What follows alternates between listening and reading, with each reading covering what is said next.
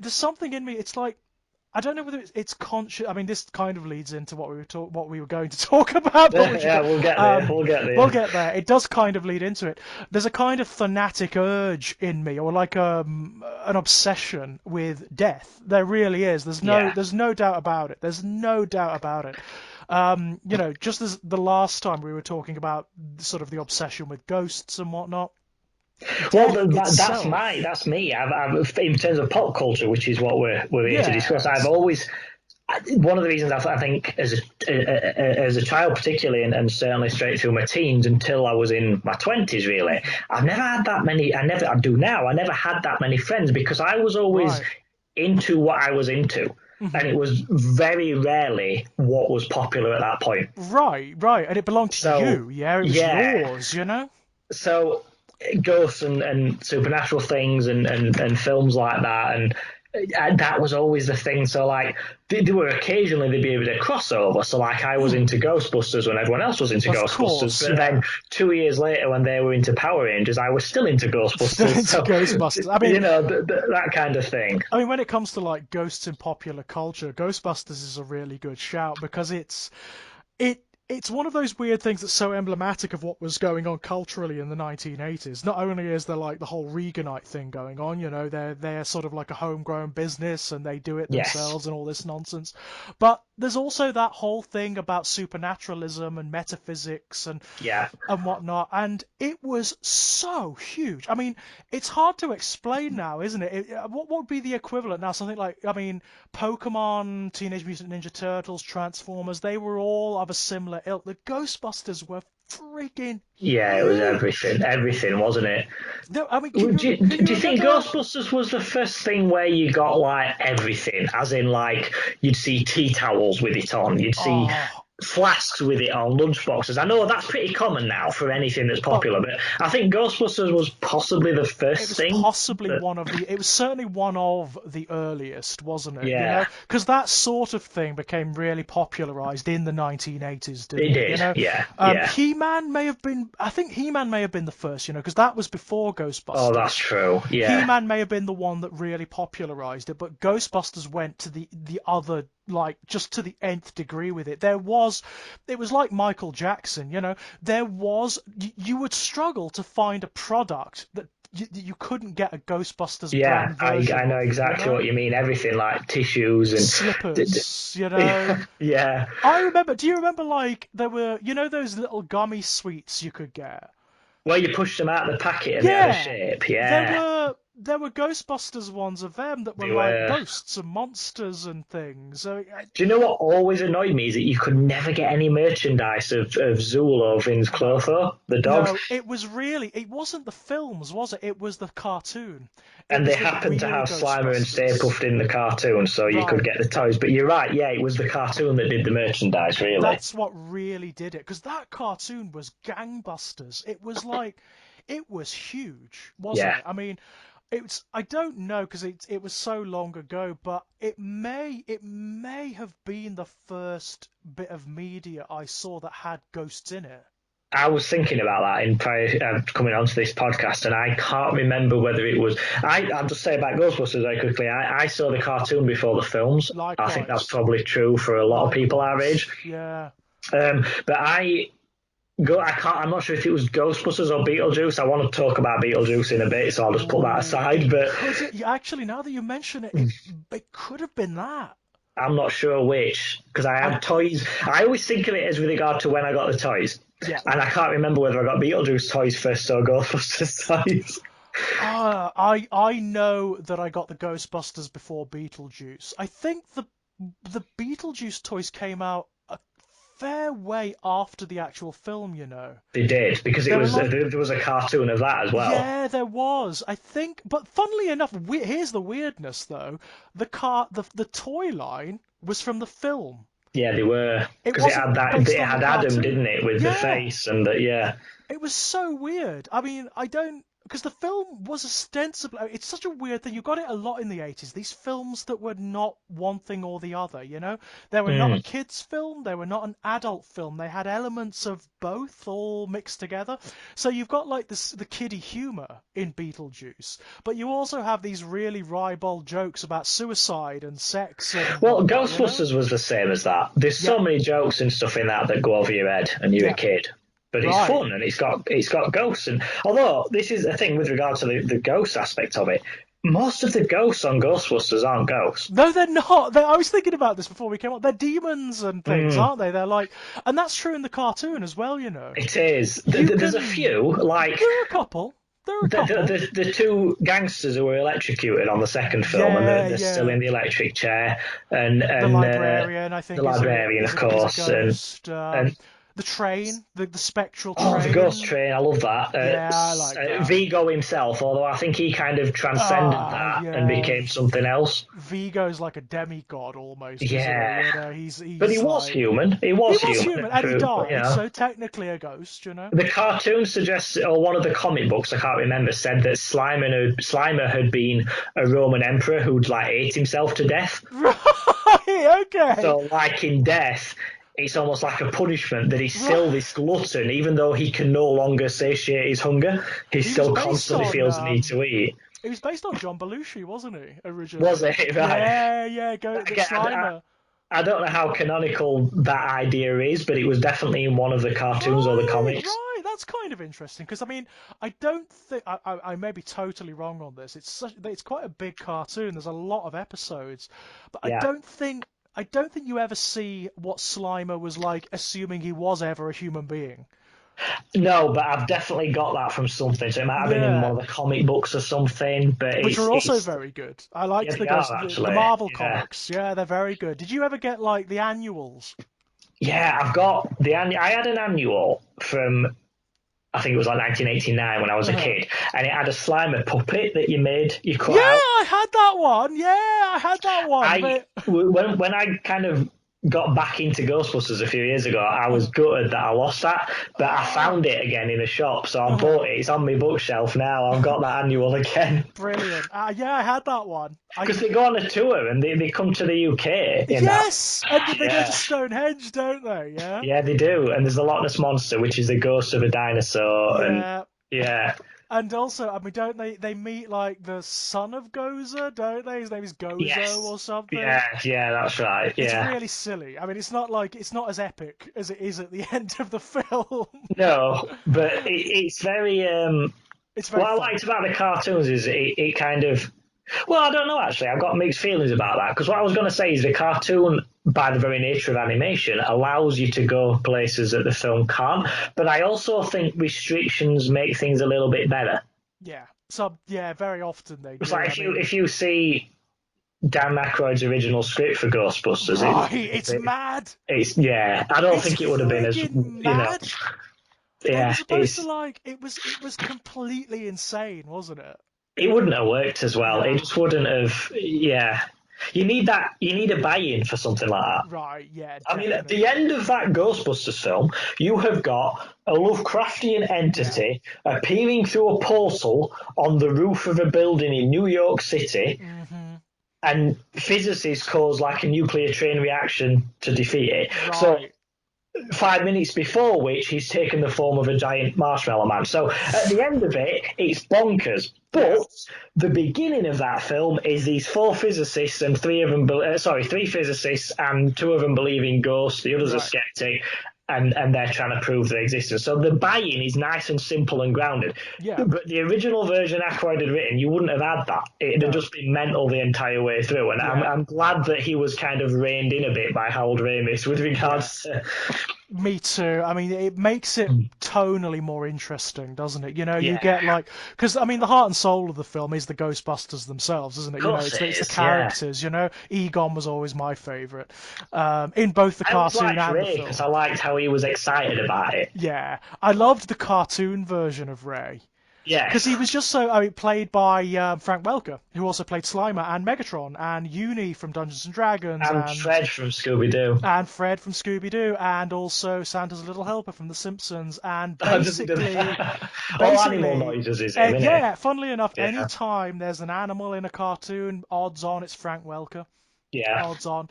There's a funny Um, thing on YouTube where, because where they revealed kind of people didn't know that it was also Fred from Scooby Doo and Megatron, where they've yeah. taken a load of scenes of Fred from Scooby Doo and then added that electronic bass to his Oh, voice. the sort of So, resonance, so yeah. it's Fred saying stuff as Megatron. Brilliant, It's great. absolute brilliance. Love it to bits. Love it to bits.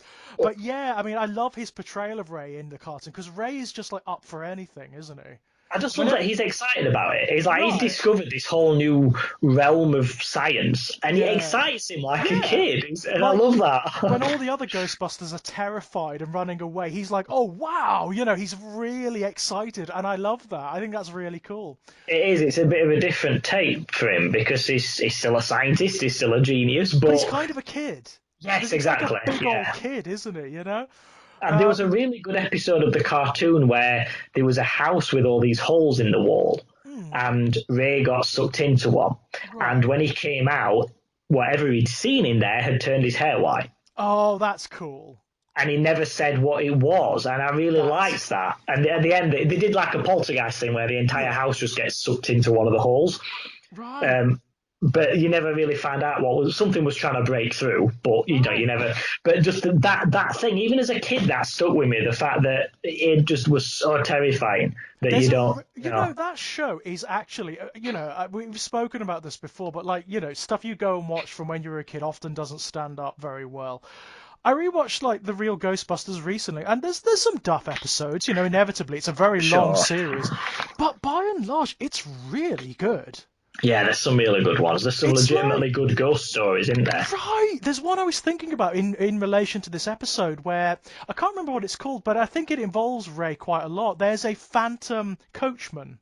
Yes, I've seen that, and it goes like the same route every That's night, doesn't right. He's it? a Yeah. Victorian gentleman, and he's being chased by a phantom horseman. Yes. And it just cycles over the same route over and over, and it turns Yeah. out it's some curse from his past. And Yes, I Ray is remember it. Yeah. trying to help him. It's really good. It's like a really That's good old-fashioned ghost it story, is. It's just on its own merit. It's a legitimately good ghost story, Right. even without putting the Ghostbusters into it. So yeah, I And I remember think at that the one. end, I remember what I always remember because I remember seeing it as a kid. I think it was on CITV or something. There's a great bit at the end where he looks into like the hood of the horseman, the Phantom Horseman, Yes. and he sees his own face, and he says, "All this time I was running from myself," and he realizes that what he's got to do is turn and face the horseman. Yes, I think yeah, that was very familiar. I've definitely seen that one. It's really good, and he develops like a relationship with Ray. Ray really wants to help him. Yeah. It's a great episode. It's a great episode. It's well written. The dialogue is great. The imagery is brilliant. It's got decent animation. But I love the fact it's this. At its very best, there's some duff episodes, but at its very best, the real Ghostbusters was like Tales of the Unexpected for kids. Yeah, because every episode would be completely unconnected with what came Completely. There before, and was no yeah, continuity whatsoever. None whatsoever between the yeah, episodes. It was very carefully written so there wouldn't be. yeah. Because then you can just dive in at any point, can't you? So Exactly. It's that's very clever. It's very clever. I mean, I like big continuity in things. Yeah. I really enjoy the Marvel films, Yep. but I am very conscious of the fact that if you haven't watched all of them and you Yeah, haven't right. watched them in the right order, if you just decided to put, oh, I'm going to watch Infinity War, it'd mean fuck all to you. You would be so lost. And what I like about things like the Ghostbusters series, comparative, I know that was a cartoon, but still, is that you could dive in at any point Yeah. and you'd be fine. You'd know exactly what was going on And because the and I show think just sets it up, doesn't it? exactly, yeah. And I think there's something a bit more special about that in a way Yeah. because every episode doesn't have to be good then. No, and also, I Because mean, it's not riding on the previous one. there's also a concision of storytelling that happens because they've got to contain these stories to like 20 minutes at a time. Yeah, they are. Yeah. So they're very, like, the beats come thick and fast and really concisely, and a lot of the best ones are actually just damn good. There's one that, and I remember having the VHS of it when I was a kid, called Knock Knock.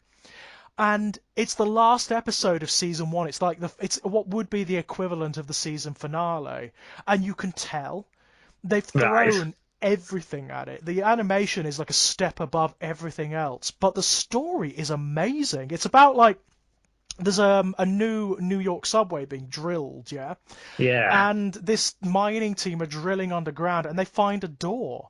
They find this buried Oh, that's door cool. Straight away, that's that's a it's good got idea. it's got all these like ornate things over it, and there's a face. There's like a demonic face over it that says "Do not open until doomsday." And they open it, they Of drill course it they do. through, and the door bursts open, and it's like all of the realm that the ghosts and the demons come from spills through and starts corrupting everything. And apparently it's exactly what it said on the tin. It's the door that shouldn't have been opened until the end of the world. Right. It's the door to the spirit realm where that basically merges both the spirit realm and the material realm, I see. Yeah. and it's been opened early. So the Ghostbusters have got to go down underground, find the door, and close it again. But it's distorted and corrupted everything, so everything is weird as hell, like genuinely weird. That's really, yeah. I remember a lot of the imagery and stuff on it, but that's what I was saying. That, like you said before, though, is that the design of the ghosts plays into Mm. that because so few of them were actually ghosts, as in Yeah, a dead person. you Like had obviously the coachman that you mentioned, he right. was, but most of the ghosts that I remember on that cartoon, and indeed the toys that were made from it, Yep. were not actually dead No, people. they were no, they were mostly things like supernatural entities, like werewolves or demons or mummies or stuff Yeah. like that. I think with the original, like the real Ghostbusters cartoon, you can probably count on the fingers of one hand the actual ghosts that were in it. Do you think that was a conscious decision, It as probably in was. were they not quite as scary? Like drawing like I an uggedy buggedy thing with 15 arms and eyes mm, is more kid friendly than an I actual dead looking person. I think that's exactly it. I I think mean, because what was the scariest scene in Ghostbusters? It's that taxi driver, isn't it? yeah, the Who's taxi an driver. actual dead person. Yeah, right. Um, I think you're probably right there because there was like a big initiative in the 1980s to make cartoons very moral, wasn't there? Sure, that's You why He-Man know, had to do the message at the end all the time, wasn't it? right, right. It's why you never see He-Man hit anything with his sword, and I mean No, he doesn't, does anything. he? Never, He's got a ever, sword and ever. he cuts like rocks in half with it, That's but he it. never, yeah. Never uses his sword on anything living, ever, ever, ever. I think that may have been it. You know, they may have said like there may have been some like executives or group or whatnot saying, look, you can't have dead people in this cartoon. You can't have ghosts as such. Yeah. Although I've just had a flashback. There are some episodes that do have ghosts. There are I've definitely are. just I know there's a couple, but I just think the majority of what comes to mind are not It's no, that. it's mostly demons and things. I mean, there's a great episode called The Collect Call of Cthulhu that has Oh Cthulhu yeah, in it. Cthulhu's in it. Yeah, I remember that. There's a lot of like old demigods in it. Like there's Yes. episodes that have got Nordic gods and Celtic gods and stuff like that. There's a great one called Ragnarok and Roll, which is again about the end of the world, but it's about the Nordic end of the world, Oh yeah, yeah. which is really cool. The one I was thinking of that definitely has ghosts in it. There's one about like an old. I think it's Venkman. It's Peter Venkman's old university, and there's a dead football team All right. Okay. who have come back and are sort of terrorizing the campus basically. And I remember it because there's this really disturbing bit in initially the way the ghosts are designed, they're really stupid looking. They're very Mm. funny, and what they do is play silly pranks, right? And then the episode turns about halfway through where the ghosts kind of like change and they become all like toothy and spiky and Right. threatening, and it's like, oh, okay, Yeah. okay, that's scary. Yeah, I like that kind of corruption. I think we mentioned that in the last episode, but on that, it's a thing you see in a few ghostly pop culture things with ghosting. The Yeah, idea that the longer a spirit remains like here, yeah, the less human they become. So like when they yeah. very first died, they might have just looked like a normal football player. Mhm. But the longer they've remained here and been corrupted by The their anger more, and their malice, yeah, it's sort of corrupted the body. But well, they don't yeah. have a body, so like their spirit, their essence is The sort of everything. essence, So, yeah. I but mean, it's so weird though, isn't it? Looking back at like the 80s and the 90s, ghosts were friggin' everywhere, weren't they? They were in everything. did you remember the zoo episode of Ghostbusters cartoon? I like that one. When you The said it about zoo. it being scary, I remembered that one. I There was a can't. zoo that had burnt down Right. with all the animals in it, and Yeah. they'd now built a theme park on top of it. Hmm. So they were like ghost animals, but there was just one bit Oh. that, even as a kid, when like when you said like that one particular bit stuck out in your head as being Yeah. particularly scary. There was one bit as a kid that I remember thinking was really disturbing, where this guy went into like the Hall of Mirrors thing, this kid, and you could hear animals, but there weren't any around. And then like Ooh. one would appear in the mirror, like there'd be a bear, and then you'd turn around and it wasn't there, and then there'd be a snake, and then Oh. because it was like on the sites of where all these animals had died in this zoo, Yeah, that's kind of but cool. just that idea of like hearing animal noises that couldn't possibly be there, that was just, I found that really disturbing. There were moments like that, they pushed it as far as they could at the Yeah, time. they I mean, did. Yeah, now there's cartoons that are really frightening. There are episodes of certain cartoons that are actually like kids' cartoons that are really frightening, really disturbing now. If you watch some of the Adventure Time cartoons, there's some, God Almighty, there's some entities in that are unbelievably terrifying. Um, but in the 80s, I mean, ghosts were just a popular thing. I think we may have discussed it last time, but I think a lot of it does coincide with the development of new mediums, like home mediums like sure. VHS and video games and whatnot. I mean, horror on VHS was ubiquitous, wasn't it? It was, Yeah, it's the idea of being able to watch it on your own, I think. yeah. And also it's Horror has forbidden, always isn't it? worked better. Yeah, it's a forbidden thing. It's a take it up to your bedroom and watch it Yeah. secretly, and horror lends itself well to that. It does, doesn't it? It's got that, when it's got that taboo element to it. When you Yeah, feel like it might be slightly corrupting, that makes it even better, yeah. doesn't it? Especially in the 80s with the video nasties and the satanic panic stuff and all of Exactly. that. That just makes Exactly it that. all sexier and more But it's, exciting. I mean, looking back, it's the range of like ghost stories you used to get as well. Like, so on the one hand, you've got the really subtle ghost stories, things like The Shining, yeah? Yes, yeah. And then on the other, you've got the balls out ghost train carnival ride stuff like Poltergeist. Yeah, Poltergeist is an interesting one because I hadn't watched it for quite some years, and I watched it a Friggin' love couple of it. years ago, and it's good, Yeah. but it's It's it's difficult to mental. explain. Yes, what I was going to say is, when it feels like a bunch of people have stuck their oar in, Yeah, so yeah. what the original film was going to be, it kind of holds that ground for as Uh-huh. long as it can, and then Uh-huh.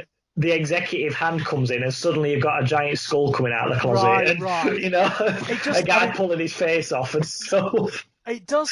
One of the things that Poltergeist does, it starts out and you think, oh well, this is going to be like The Shining, like it's going to be a, Exactly. Yeah. Yeah. and then there's a point where it just goes batshit, Exactly. Yeah. That's what I mean. and Yeah. it's just carnival ride from that moment on. I do have this like thing where I just go with it. It's just like, okay, fine. The trees try to eat the kid. Fine, fine. Yeah. Whatever. Yeah. I'm in now. I'm well Yeah. At in. that point, I'm already bought into this, so why Yeah. not? Yeah. And I love that kind of ghost story too, where it's just mental. It's Well, just like, Beetlejuice is a classic example of that. But do you know what? Something I always you probably know this because you're more up on this stuff than me. So I'm not so much telling you if you don't know as people right, listening right. who might not know. But something I always found weird until I discovered it a couple of years ago Uh-huh. is why Beetlejuice himself doesn't seem like a ghost. Yeah, right.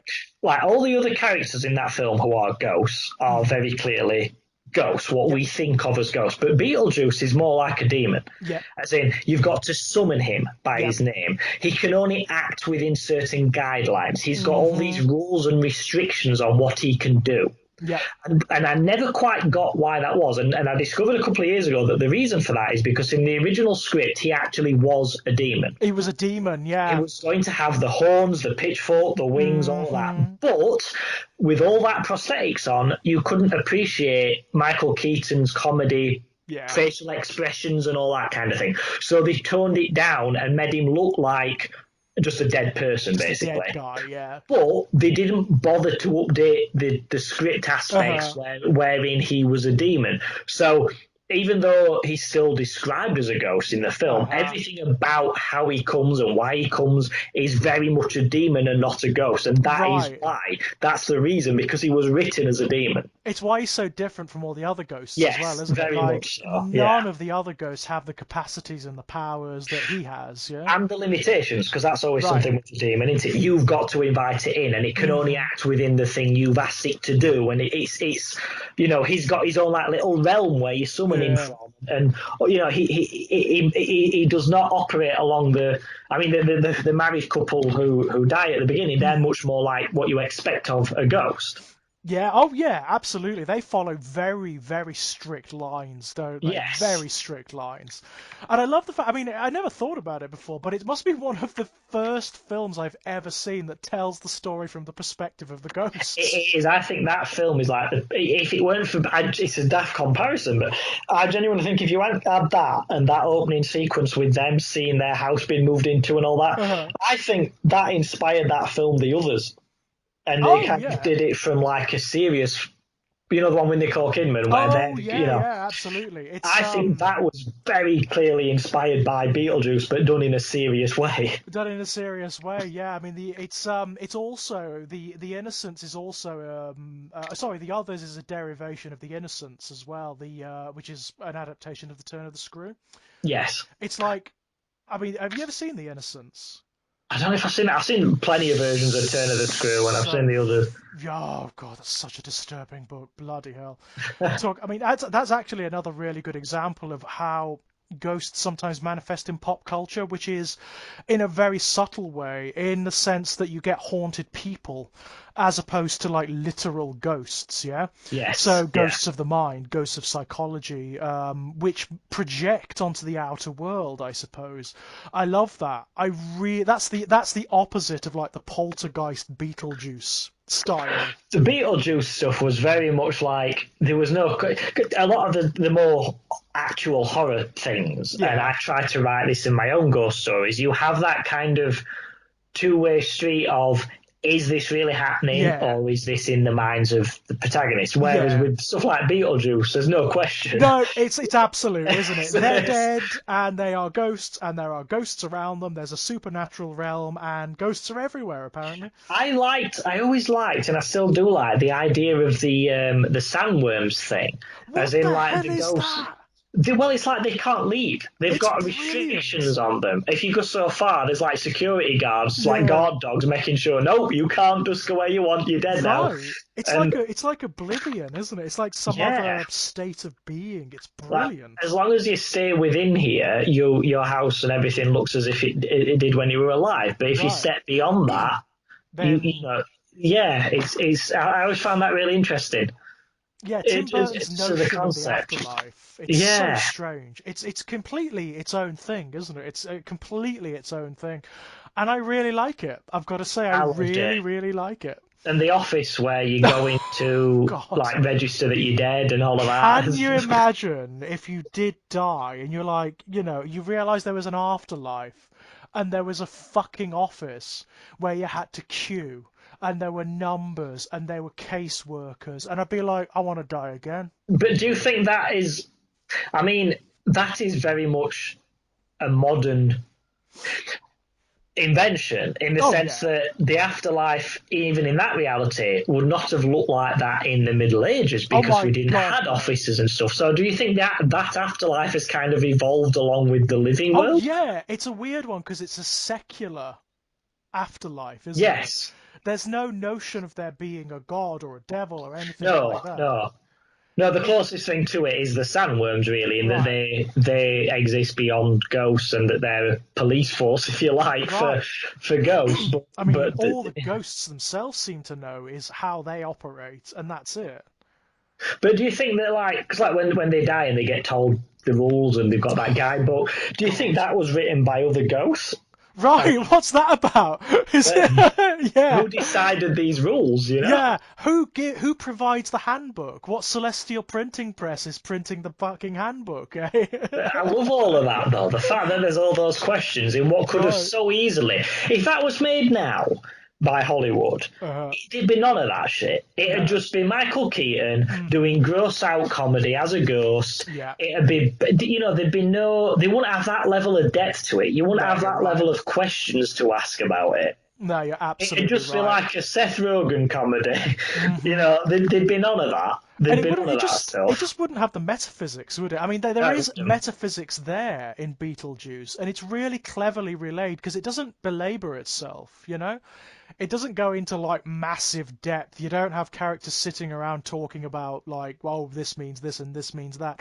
It shows you in set pieces for the most part. It does, and I also like the fact that I mean we mentioned this last time, but the fact that because it's set in the 80s, the couple who are buying the house when they discover it's haunted, they immediately turn it into a Right, business proposition. fucking Jesus, yeah.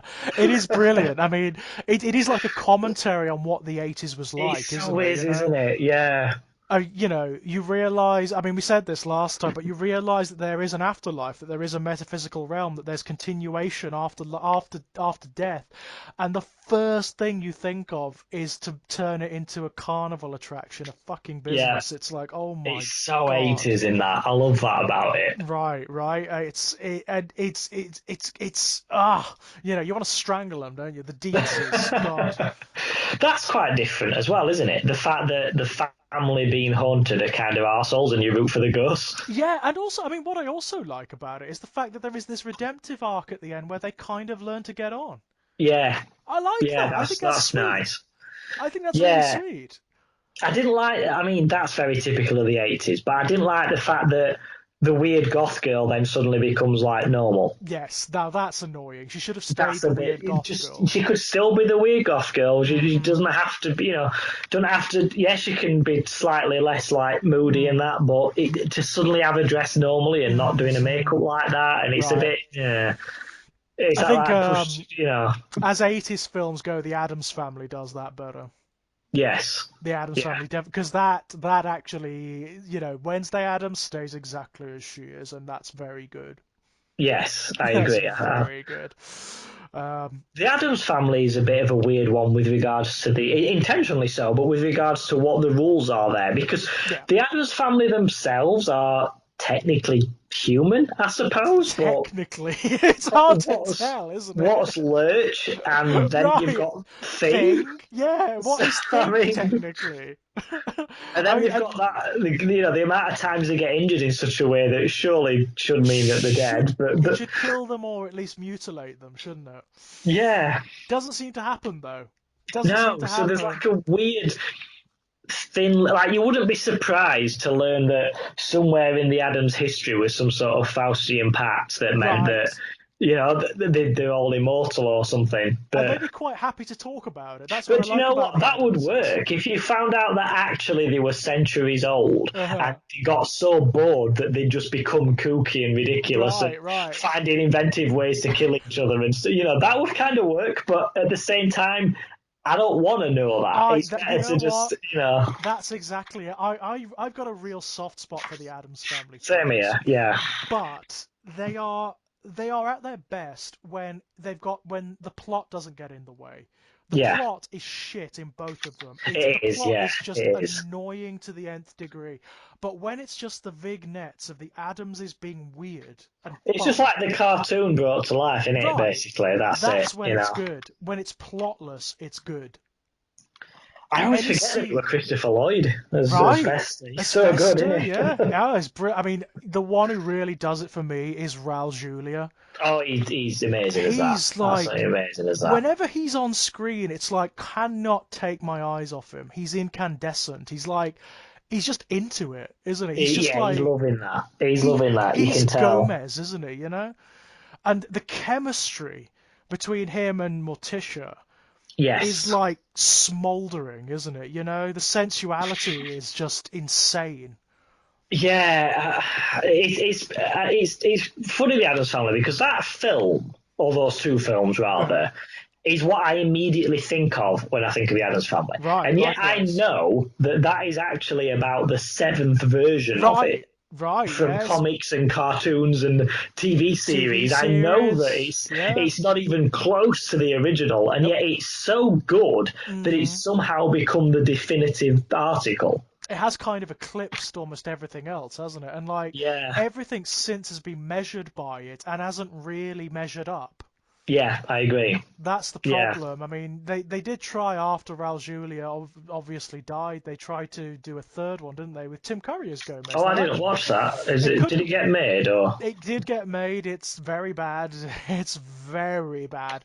It just doesn't have any of the charm, unfortunately. It doesn't have any of that weird chemistry that the Yeah, first two films have. I mean, they do suffer because of their plots, but they still have enough going for them that they're actually really good fun to watch.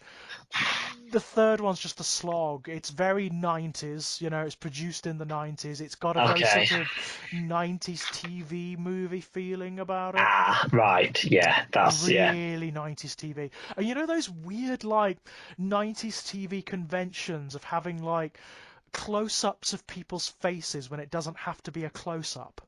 Yeah. Do you know what? That. I've found that some TV series from the 90s, if you watch them in HD now, they Oh, all end up looking like cheap soap operas. yeah, it Even doesn't even if they work. weren't, even things like Buffy the Vampire Slayer, if Mm, you watch it in HD, it just doesn't look good at all. It looks right. like a cheap TV show, Yeah, the like a soap X-Files. opera thing. Yeah, it just doesn't work, does it? Does It it just looks suffers, I ropey. tell you. It looks like it was filmed by amateurs, doesn't it? You know what I Yeah, mean? It's like yeah. I don't know whether that's simply because the technology has gotten better or because budgets are bigger now or what, but there's even stuff Something's like not right, isn't it? Yeah, there's it's definitely it's something. it's not just that. It's like it's the conventions of filming, of cinematography in 1990s TV are pretty bad. So Yes, you I get like agree. shots that don't make sense. You know, the way shots are framed is often really weird in context with what's happening on the screen. I know what you mean. I know what you mean. The focus is on the wrong thing. Yeah, Sometimes it's bizarre. there's a Yeah, reason. I mean, you know, I'm like amateur, you know, film buff or whatever. But there's a grammar to cinema. There's a reason why certain shots and camera movements exist. You know, they evoke mood. They're used for certain kinds sure. of scenes. But you often find when you watch, this is true of films in the 90s as well. There's often this thing where they're using the wrong kind of movement or the wrong kind of framing for the subject matter, and it's Yeah. like that's just jarring and weird. Like you don't have a fixed camera for a chase scene, things like that. Right, right, yeah. It just It's seems like it should weird. be common sense, but Yeah, it's bizarre. It's really, really weird. I mean, the X-Files is a really good shout of what we're talking about now.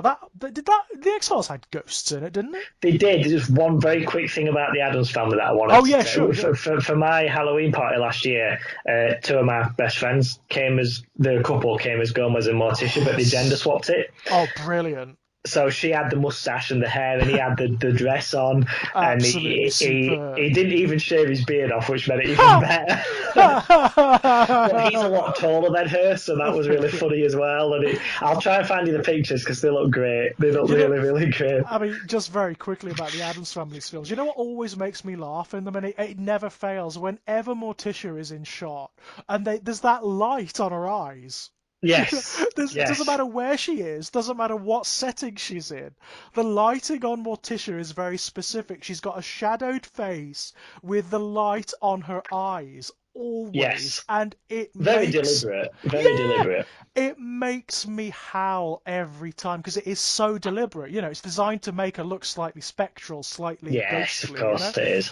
brilliant, Um, absolute brilliance. what do you say? X Files. There was a. I'm sure they had ghosts. You know, there was that Yeah. one with the alien ghost. very, very early on, Alien ghosts. where there was the Okay. astronaut who'd seen something outside of the window in the ship and he brought it back to Okay. Earth. Do you remember that? I can't. I mean, it's been such a long time since I watched the X-Files. Same here, but I Such a can vaguely long remember time. that. And then I think there was one in an old people's home Hmm. where the staff were abusing. It was one of them where it was kind of like a I can't think of the bloody term now, but where like it's steering you in one direction and it's not. So like there Ah. was ghosts there and you thought the ghosts were bad, but then when they investigated it, it turns out the care home staff were abusive and the ghosts were people who died there and they were trying to expose it. You know, Oh, that I was see. Right. yeah. That's And quite and clever, that actually. yeah, it was. That was one. I can't remember any others. I might be wrong because I'm like you. I haven't watched it in a decade. It's But that interesting, isn't it? Because it does mark a period when I suppose the zeitgeist was changing a little bit. Because this was like mid 90s, wasn't it, when the X-Files was at its yeah. peak? And the culture was moving more towards the sort of UFO alien abduction Well, yeah, narrative that's the rather than thing. You the. see, X Files. If there were any ghost episodes, it'll have been in the first 2 or 3 years. Yeah, Because definitely. after that, it just went alien heavy, didn't it? Total alien. Because people went nuts, didn't they? It was huge, that kind of thing in the 90s, like the notion of UFOs, of alien Well, you abductions. It had was X Files, and then you had Men in Black, and you had right. Independence Day, and there were God knows how many quote unquote documentaries, and Documentaries you about like know, Roswell and all that. I mean, yeah, the irony, of course, now is, I mean, you must have seen that the U.S. Air Force very recently declassified loads of documents from that yes, era, yeah, yeah, and it turns out that some of the stuff that people considered to be bullshit was actually right. yeah, They have been encountering these odd things in the sky for a long time, apparently. And yeah, the funny thing about it is, this footage and these declassified documents dropped into an era where there's such chaos and calamity anyway happening here on Earth. no one's bothered. No one gave a shit. Can you imagine Yeah. if they dropped those documents in like the late 90s? Do you not think something like that is like you only care when you've got no one else to worry about? Yeah, Do you yeah, know what I mean? It's like absolutely. it's like right now we've got the Corona thing Yeah, and all yeah. the riots happening in America Right. and stuff. If someone said right now, "Oh look, we found Bigfoot. He's real. Here's the body," you'd be like, "Yeah, right, whatever." Fine, You know? whatever. Yeah, it's true.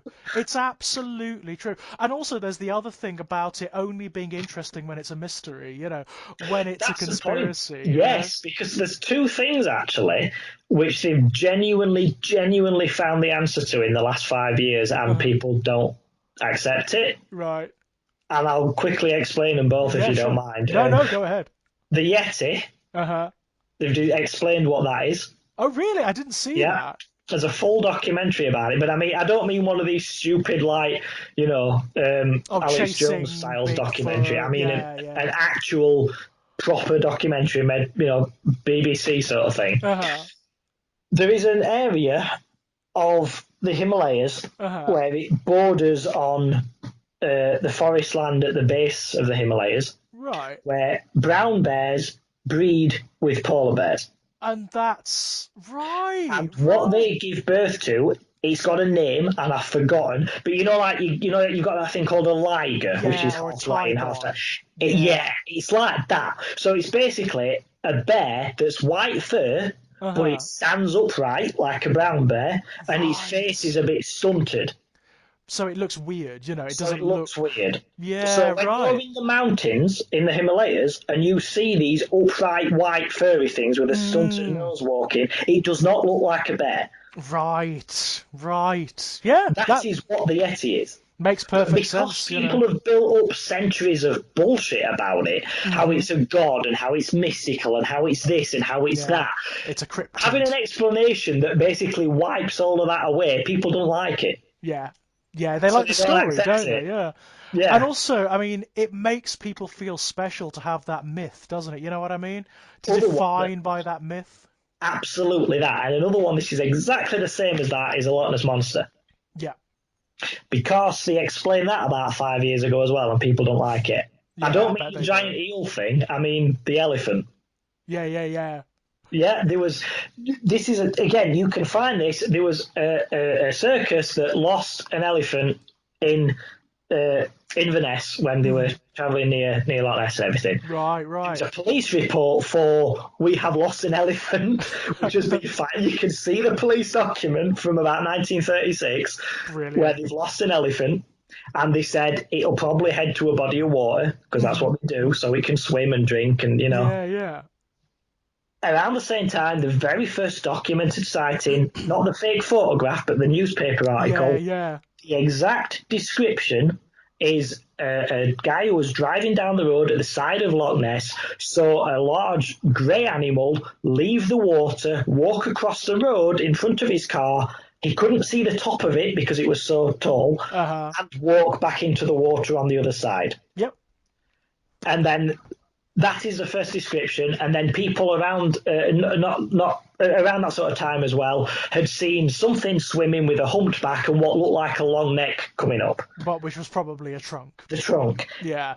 That is what the Loch Ness Monster was. Everything else that's been built upon after that, and the elephant was found and taken back about a week later, and that was the end of it. Great. That is the Loch Ness Monster. Everything else Awesome. that's been built upon that is bullshit and side stories and Uh, but because it explains it in such a simple, real life way, people don't yeah. like it. No, they don't want that. It's got to be So the ghost of a plesiosaur. it's got to be that. It's got to be this mythical kelpie creature that the Yeah. Celts worshipped. It's got to be Yeah. an interdimensional thing. It's got to be something that naked gypsies dance around and worship. It's got, do you know, it's got to Yeah. have all of that to it. Just saying, you know what, it was an escaped elephant, mate. They Right, don't like right. it. They No, don't like that, even though it's true. the sort of Occam's razor approach to these things, That's people do exactly not what it like. is. The They simplest right. explanation, and they don't like it at Not all. at all, not at all. No, but it's absolutely true, isn't it? I mean, 90, it is going to be the simplest explanation most Of of the course it time, is. Of course it is.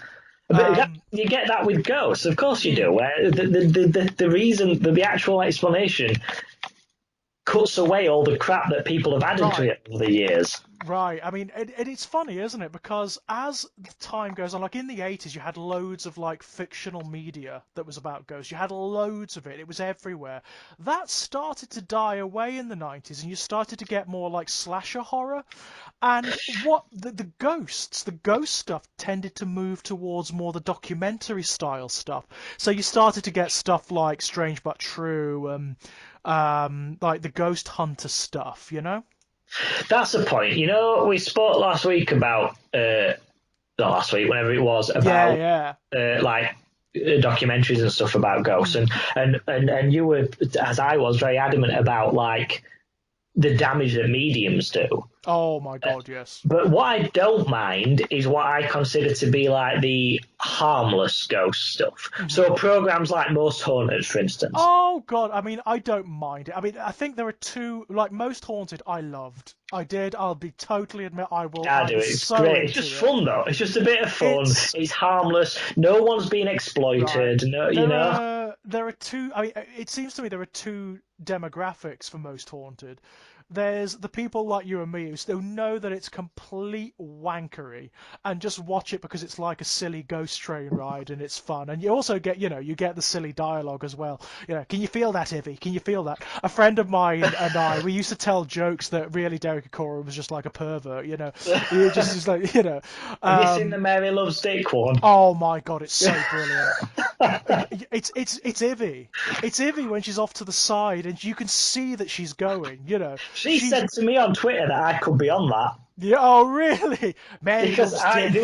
there was an article about a castle somewhere Right, where right. there's a ghost of a masturbating gorilla, Oh my and God. I put on Twitter and I tagged her in it, and I said, "You Fielding, if you do an episode of this, can I please be on it?" Yeah, And she right. responded to me and said that I could. Brilliant. So Absolutely I really brilliant. hope they do that. I would love to do.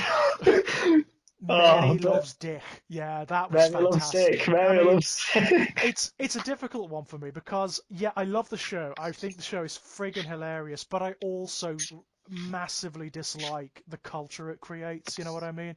People Where taking it seriously. yeah, I Yeah, hate that. I hate that. That I think that's really damaging. And also, Derek Acora, another massive con man. I mean, of course it just was. Yeah. complete utter wanker. Um, caught out any night. I mean, he was caught out on the show, you know. Yeah, he was. And there One of was the guys set him up, didn't he? That's right, yeah, he did it. One of the guys on the team didn't like him at all. So he planted some fake information at one of the locations. He planted the story of this guy called Creed Kafer, and that is an anagram of Derek Faker. Oh, And that's right. I've heard this. he Yes, waited yeah. to see if Derek would pick it up. You know, when he had his like fits and everything, he would be like possessed. And lo and behold, on the episode that aired, this wasn't cut out. Derek is possessed by this guy called Creed Kafer, who Yeah. is completely made up by That's why this he left, guy. wasn't it? Right. But you know the worst of it? He was totally exposed by that. There were news articles But about it it. It was didn't ruin his actually career, did it? didn't do anything. And you know what? It never does. Well, They're no, why would it? Because right. what are you exposing? That this guy doesn't actually have magic powers? Of course Right. he doesn't. He never did. But it's What's to also expose? it's also the fact that people are so invested that Yeah, they they don't just let care. it slide. They It's don't like those care. guys in it who have predicted that the world's going to end on this specific Right. date. And So they're always everyone wrong. follows them up a mountain, and then the world doesn't end. So then they just move it back a few years, and the Right. followers still follow them. Right. Yeah. And it happens every time. Peter Popov, you know, the televangelist from the US who sells people holy water saying that it's going to cure their cancer Oh, or Jesus, whatever. right, yeah. He has been exposed a million times as a complete fucking fraud, right? Yeah, He still sells out like arenas like you wouldn't believe it. I bet he does, yeah. Multi-millionaire, if not billionaire, you know? I must say, I was amazed how many times the ghost who possessed Eric had a Scouse accent. It's funny, isn't it, that? They'd be in a castle, there'd be an 18th century German castle, and Right. the ghost would be from Liverpool. Right, Conveniently. it's very peculiar, that, isn't it? And don't get me wrong, you know, I mean, I can sort of turn off my critical faculties when I watch Most Haunted. Oh, you have to, yeah. But Just it's, get on with it, because it's a laugh, isn't it? You know, Yeah. it's the same as like, you know, some of like the amateur ghost sleuths from YouTube and whatnot. I love that shit. To me, it was more sort of the nothing because that Oh, was nothing kind of else, the pioneer of it. Yeah, definitely. I don't want. It's like Jackass. Like I love Jackass. It's Yeah. hilarious, great entertainment. I didn't like all the million other versions that come afterwards. Like Dirty Sanchez. All of that shit. Yeah, it's Jackass or nothing. I don't need all the copies. It's you real know? Coke, not like the sort of derivative. You know? Exactly. Yeah, So for me, classic Coke, Most yeah. Haunted, that's fine. I've watched that. I don't need to watch everyone else having a go. You know, it's. It is interesting, isn't it? Because like that seems to be where the ghost narratives moved in popular culture, doesn't it? Yeah, very much. I think that's the origin of films like Paranormal Activity, isn't it? Kind of, yeah. It's that fascinates me. Did you ever see? I mean, we're going back now. This was released in 1992, but did you ever see Ghostwatch? Yeah, that thing on the BBC where they made it out like it was real, but it wasn't. That is, I mean, I remember watching that with my mum, and my mum fucking ruined it for us because she being the mediophile that she is, she recognised one of the actors who was supposed to be, you know, the woman who was playing Dr. Silvestri, who was supposed to be like the parapsychologist. My mum was watching it, and she was like, "This is bullshit." That's exactly what she said. We were kids. We were sitting there, and she went, "This is bullshit." And I said, "What?" And she said, "That woman's been in Casualty." And I was like, "Oh, that's it. Ruined it." But actually, it didn't ruin it because what happened was we then started appreciating it as what it was, which is a ghost film, essentially. Yeah, it is actually. It's like a very early precursor to. Found footage. Something like a found, yeah, that's all. Yeah, like a found footage film. Yes, like a documentary horror film. It's one of the very first examples I can find. You know, of a documentary horror. It's one of the very first examples I can find. It's a brilliant experiment, and I love the balls of it. I love the balls of it. The fact that the BBC were willing to run this thing, and you know, to say to the audience, "This is real. This is happening." Because you know what, that still has a record number of complaints. It does, wasn't it? At the height of like the Mary Whitehouse era of all of that. Yeah. People went, but the thing is, people were really scared. Yeah, they were. They were getting calls from people. Apparently, it jammed up the switchboards at the BBC. And people were saying, like, my husband has soiled himself, he was so scared. And it really, like, traumatized the nation. Oh, that's good, though. They must have loved that. I mean, that response. You know what? if I did that, even if my name was Mud for the rest of my life as a result, I'd be like, yeah, You'd I be do so that. proud of that, wouldn't I you? would be so bloody proud. I can't even Do you tell you. remember the last thing? There's a question. Do you remember the last thing in pop culture, if ever, that gave you that kind of reaction? I don't mean that you literally soiled Oh, yourself, but I mean but that that was you were really that scared of, where you know. disturbing terror. Yes, I do. I do. It was it was kind of recently, really. It was when I first, when there was this upsurge of new horror on the internet. You were Yeah. starting to get the coalescence of new horror narratives and new urban myths like the Slender Man. Yeah, yeah. It was that. When Okay. I first saw Marble Hornets, Yes. oh my God, that fucking shit me up. I mean, it really scared me. I thought it was brilliant. I thought it Yeah. was a new kind of horror for the internet. Mm. I think that's fantastic. There's a lot of it around now. There's a lot of new stuff coming up on the internet that's really interesting. Stuff like there's a series called Petscop, and Petscop is infamous in certain circles. It's a YouTube project, right? And it's marketed as though it's a let's play, right? So it's Okay. it's someone playing a video game, yeah? And they claim to have found this old unfinished PS1 game. And as they're playing it, stuff happens. I see. So it's like a cursed game or what? Right, Yeah. right. And some of the stuff they start to say is weird. And this Okay. this project is absolutely amazing. It's a new kind of narrative. It's a new Yeah, kind of because it's horror like a narrative. subversion of reality, isn't it? Right, And it's like the way the Blair Witch film did when it first come out. It's like you exactly. think it's one thing, but it's not, and it's It's yeah, so that's clever. amazing, isn't it? It's so amazing that there are these new forms of narrative cropping up. I mean, what you get in Petscop is something that can't exist and can't operate without nostalgia culture for old video games. Yeah, Sure. internet culture. If you don't understand internet culture, you're not going to get Yeah, Petscop. video game streaming as a thing has to Right, exist in order for you to tell that story. exactly. It's really damn clever. I No, I'll love have it to to look at bits. that. That's good. It's And very speaking of cool. video games, ghosts are a very underutilized antagonist in games, aren't they? They are. You tend to find like more like in like American and Western video games, ghost stories are really rare. I know I had. I mean, they do feature on the Castlevania series, but it's just But another that's thing to hit. They and don't also really. that's Japanese. So I mean, True. funnily enough, Japanese horror games feature ghosts a lot. Yeah, they do. You've got the Project Zero with the cameras Hmm. where you take the pictures of the ghost. But I'm just Yep. thinking the earliest one I can remember with ghosts in it is Castlevania 4. And Yeah. my favourite level was the big mansion where you Hmm. had like the dancing ghosts in the ballroom. Oh, Do you that's remember that? so good. It's It's beautiful, isn't such a it? good sequence and so weird for that era of video gaming to have something that My house is pretty elegant. much decorated like that mansion. With the dark red and the chandelier light fittings, and then yeah, genuinely, that is my decor in my house. It was kind of That was the inspired by reference, that. yeah. Yeah. That's very cool. That is very cool, actually. But I remember like the ghosts on that. What made those enemies kind of unique in that game is Mm, that the ghosts didn't really seem to be aware of you.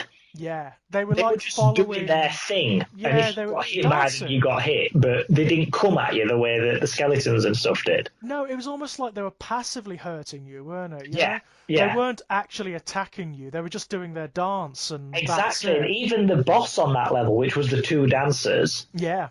even they didn't purposefully go for you. No, They just, yeah. they were That's dance. They had interesting. funny names, but I can't remember her name. He was called Fred Scare, So it would have been Ginger Rogers of some description, wouldn't it? I It would have been assume.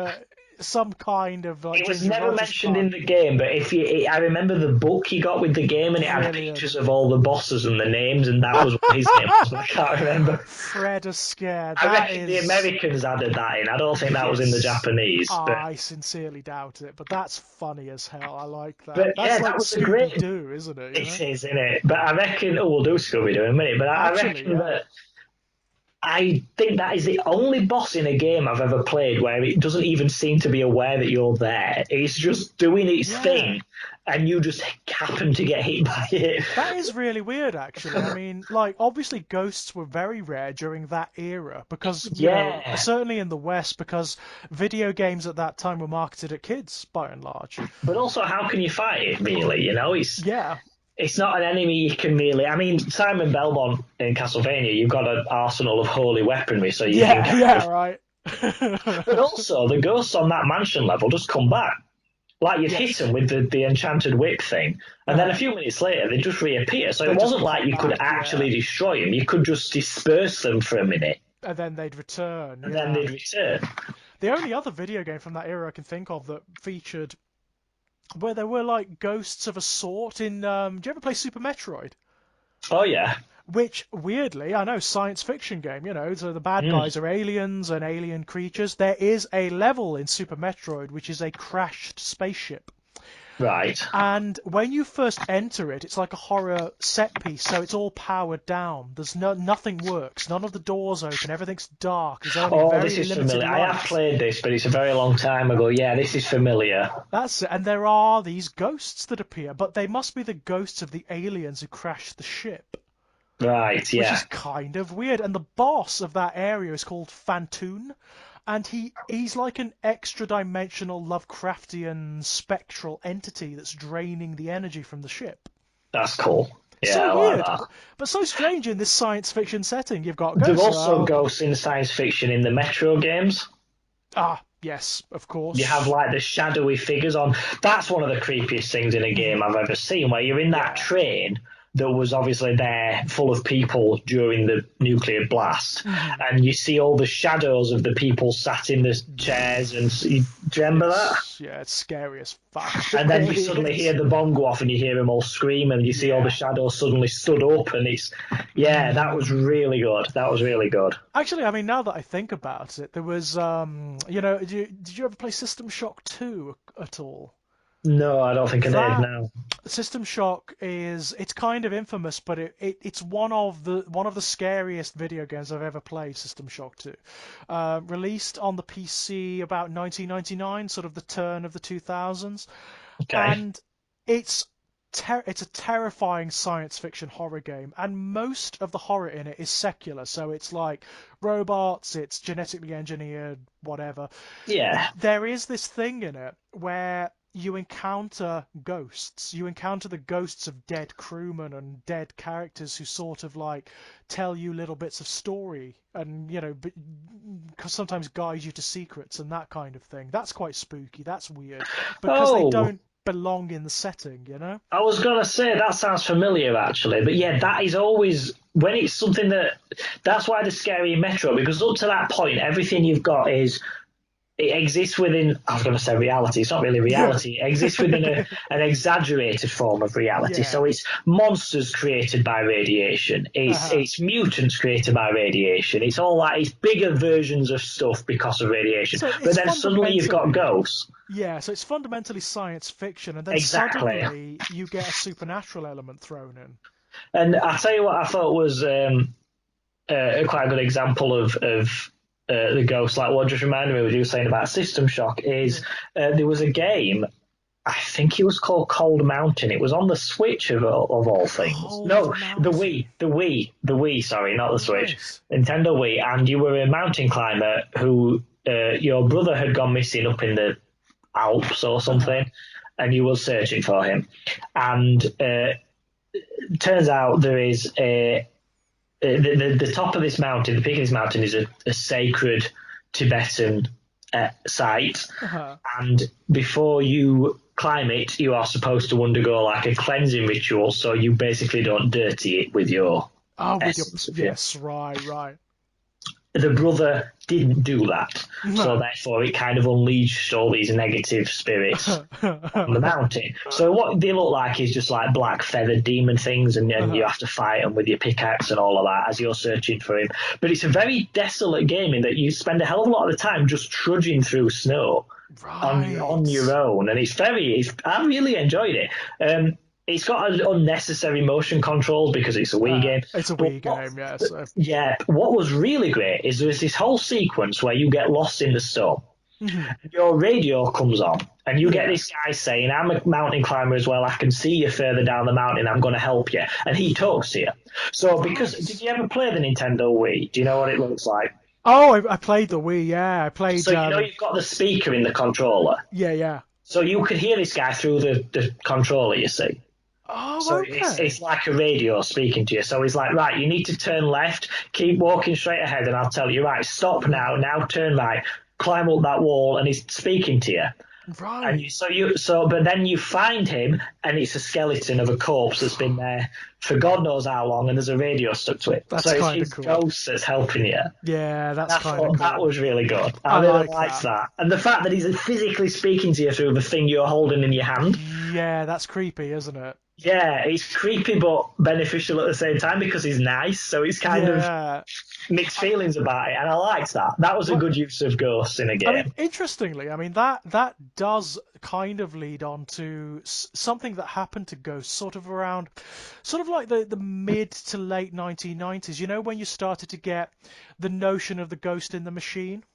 Yes. So you started to get like an infiltration of Japanese horror into Western markets. Things like Ring, for example, The Ring. Yeah, so it's stuck in modern technology all of a sudden, Right. isn't it? You Yeah. suddenly get this mixture of different concerns within ghost myth. So you get like the traditional notion of the ghost, which is the spirit of a dead person, but also intermingled with concerns about escalating technology. You know, the notion that somehow you can be corrupted or cursed by ideas or by images. Yes. That's very cool. I love that. I've got to say, I absolutely love that as a Have you seen concept. the film Sinister? Yep, Yeah, yep, that's like that, isn't certainly it? Where it's have. this demon that exists through images and storytelling, but now he's adapted so that he lives in Mm, film, which is a modern version of that. right.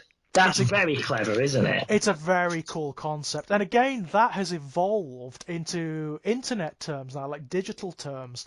So you get the notion of the cursed internet video, whereby if you watch it, something is going to happen. Yeah, you're going to go Yes. mad, or you're going to, a ghost is going to appear. It's the equivalent. It's the old urban myths. It's the old Bloody Mary It is Candyman Bloody thing. You know. Mary, isn't it? It absolutely is Bloody Mary, yeah. But I love the fact that these perennial concerns that must be fundamentally human because they crop up again and again and again and again, regardless of context.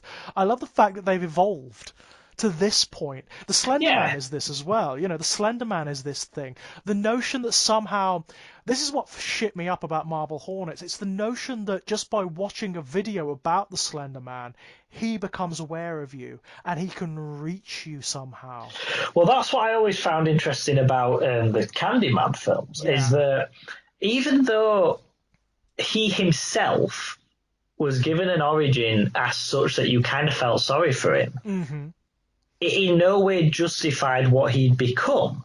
No, And he's a monster through and through, isn't he? You know? yeah, and like you're saying about awareness, that like he would make it a personal attack on you once you'd summoned him. Yeah.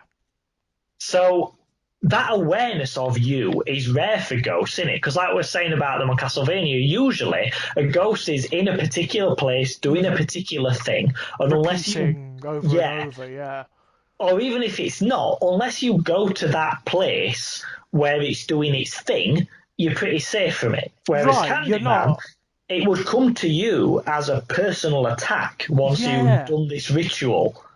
I mean, it's a funny thing. I did What the Hell is Wrong with Us episode about the Candyman with Kit Power, Oh yeah, and we talked about how there's this odd thing where you have the man who became the Candyman. So you have Nathaniel Robitaille, the slave who was yeah. killed, and so on and so forth.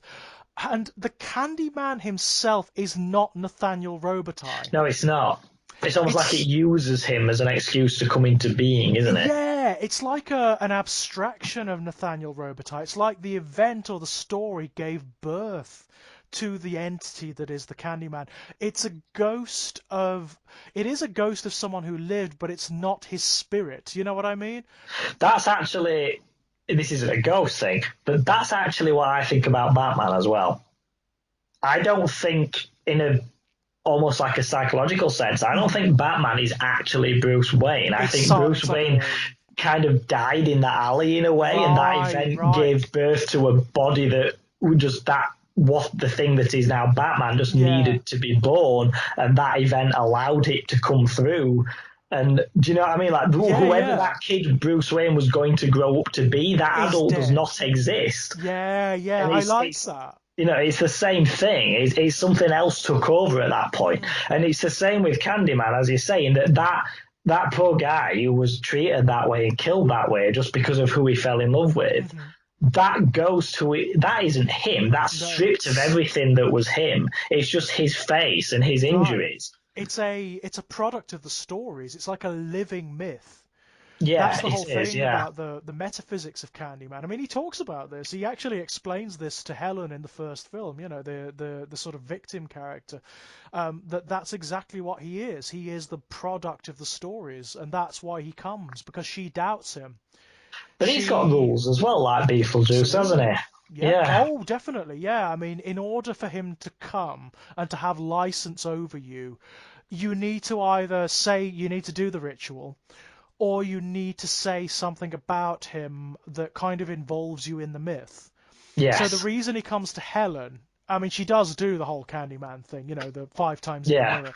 But the reason he comes to her is because she's spreading misinformation about him. She's telling all yes. the kids, "Oh, he doesn't exist. He's a boogeyman. He's a myth, and he can't hurt you." Well, actually, sorry, Helen, but I do, and now I'm obliged to come. He actually says to her, "I was obliged to come." But I think that I like that idea about him that you do feel sorry for him, but he's Yeah, still awful.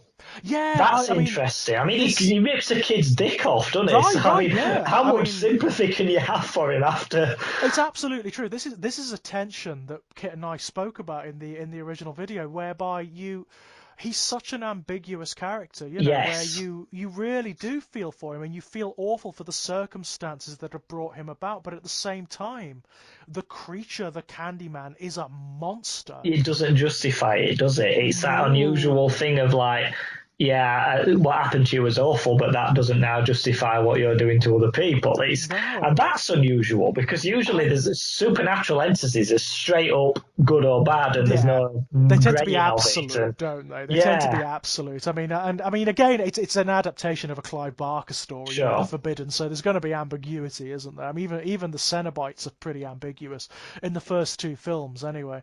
yeah. In the first two films, you could kind of, I've always found it kind of attractive, you know, the notion of being a Cenobite or whatever, because that you get after a particular point, you reach that point of extremity where Yeah, it's very much like it's almost like the saying, look, you'll not like this to start with, but then you really but will. stick with it. Stick with it. And it's not just joy, is it? It's not just pleasure, it's transcendence. Yeah, and then you become something beyond anything you Right. could imagine, and then you get to introduce this to other people. It's kind of Right. like it's only like a punishment when you're at the very beginning stage of Yes. it. Absolutely. Or But if you're the yeah, wrong kind of person, like Frank is, you know, if you're the but it doesn't wrong even kind of take that person. long because Pinhead himself only died in World War One. Chernard. Chernard So from it's Hellraiser 2, he's like instant, isn't he? You know, he's instant oh yeah, of course Cenobite, he you know? is. Yeah, that's a good point. And Yeah, yeah. he has the best line in the entire series. When he steps out of the box that's created him, that's made him into a Cenobite, he says, "To think I hesitated." Oh yes, And yeah. I'm like, oh wow. I can understand why you would do it. I can understand why you would want it, you know? Yeah, it's very much but that's an interesting thing about like the corruption of it, isn't it? In that like that's scary to think that you might end up liking it. That you could be like so different from yourself, from your Yeah. perceptions of yourself. Yeah, absolutely. That's what makes it interesting, though, isn't it? I kind of love that. Yeah, the corruption of yourself in that way Yeah, is yeah. kind of love It, it, I've got to say. yeah, I do like that. And I think that the Cenobites an interesting sort of moral, particularly in that 80s era when again Yeah. it's very black and white and these are the baddies and these aren't and Well, you just don't you have know that in the Hellraiser films. Not the first two. In the rest you do, but in the first two Hellraiser films, you just don't have that. The Cenobites are really ambiguous in the first film. yes. They're almost like agents of vengeance in the first film because, like, they make that deal with Kirsty to get Frank back, you know? Yeah, they're kind of cleaning up, aren't they? They're Kind like, of, yeah. we're not just come here to fuck things up. We've come here because we've got a job to do. Right, So and also we're not just mega monsters. We can talk. You can reason with yeah, us. You know, yeah, we're yeah. not like Freddy Krueger who's just going to kill you. You know, we are Do you know actually. the second? Speaking about the ambiguity, the reboot of Nightmare on Elm Street, which I actually didn't think was that bad. I thought Jackie L. Gacy was very good as Freddy Krueger. But initially, they were going to make it more ambiguous about whether or not he should have died. Oh, But that's then interesting. they wussed out on that. Oh, that's a The shame. original idea for that, and I've read this in an interview with Jackie Hmm. Earl Gacy, who played him, was that he also played Rorschach in Watchmen, and he was Oh, fucking right. brilliant. Yeah, He was yeah. so good. But the original idea was that he was the creepy, slightly retarded guy who worked at the school, and he Oh, was friends with the kids in that kind of not quite comfortable, but not not like you abusive know, or. but they lied. Oh, wow. And so the parents killed him. And that explains why he comes back as this vengeful spirit, because he's Right. like, I died because you lied Yeah. about me. Now And that is interesting. I would but have then they liked to have wussed seen out that. on that and made it pure black and white again. And I That's was like, such a that would have been shame. such an interesting reboot of it. Like, Yeah, what it if the would. kids are just fucking liars? That would have And got me more into it, because yeah, I was a kid in the 80s, so I enjoyed the Nightmare on Elm Street films as much as anyone. But you know what? They don't stand up. no, they don't. They No, no. really It's don't. it's. But I thought the guy Jackie Earl Gacy, I thought he was really good as Freddy, as like a serious Freddy, as a Yeah, without the goofiness. But that adding that element to it, like, what if he wasn't yeah. actually this murderous paedophile? What if, Mm. that would have added some depth to that character. That would have been very interesting. I would have liked to have seen that. I would have But really liked yeah, to have seen that. and you But can see it in the film because to begin with, they go down that route.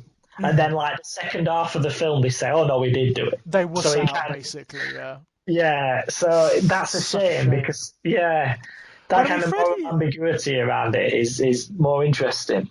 Freddy's Again, it another still good doesn't example. justify him. Yeah, but Freddy's another good example, isn't he? An unusual ghost story.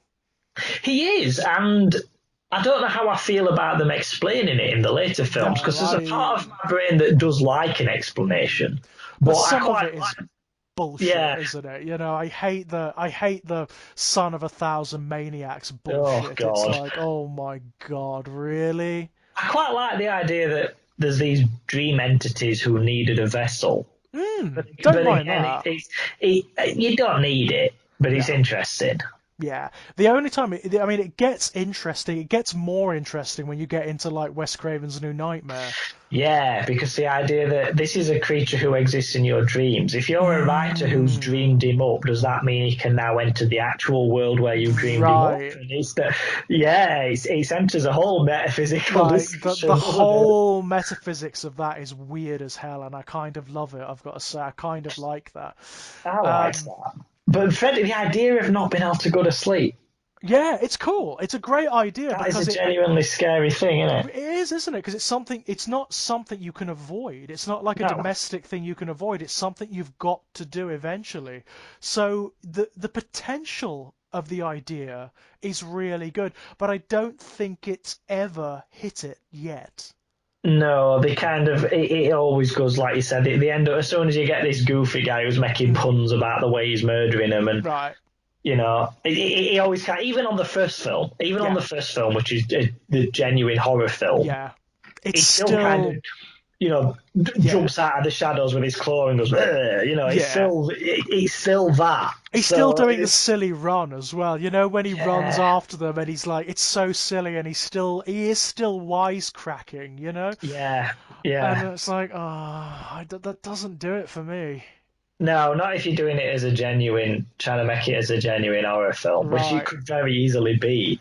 I mean, a complete change, complete difference. But it just occurred to me. Did you ever see I think it was in the 1970s. There was like a play for today on British television called The Stone Tapes. Oh, that's a very familiar title. It might be something I've watched on YouTube at some It point. is on YouTube, and it's very infamous because a lot of horror writers were inspired by it. People like Stephen Volk, people like Ramsey Campbell and whatnot. Yeah. And it's another very unusual take on ghosts. It's that parapsychological notion that ghosts can be like entities trapped in materials. Okay. But this goes a step further with that. You get this, like, it's very 1970s. It's very much a play for today. So, like, the acting is very theatrical. It's very big. It's very sort of shouty, and it's very much like the budget is 50 pence and half a Kit Kat. It's also like, you know how in the 1970s nobody understood how computers work? Nobody understood. So you've got like computers in it, and the way people operate them is the funniest fucking thing imaginable.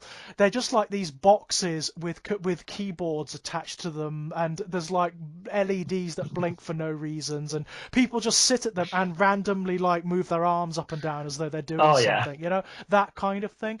But the core concept is brilliant, and there's some genuinely, because it is so low budget, there are these genuinely creepy moments in it. Like, it's just pure I atmosphere. think low budget and lack of resources for doing ghost stuff can genuinely make it scarier sometimes because it's not quite so smooth and crisp, and the attempts at doing it can end up looking weirder than I like think so. the original adaptation of Whistle and I'll Come to You, Yes, where it's basically just a rag on a fishing line that's been wheeled along, and yet it looks but horrific. still so frightening. Yeah, It's awful, isn't it's it? it's the same thing. So like in the Stone Tape, you get that, like what you've got is this research team, and they're trying to find a new medium of recording, right? Okay, yeah. And they happen to be set up in this old manor where there's a room and nobody will go into it.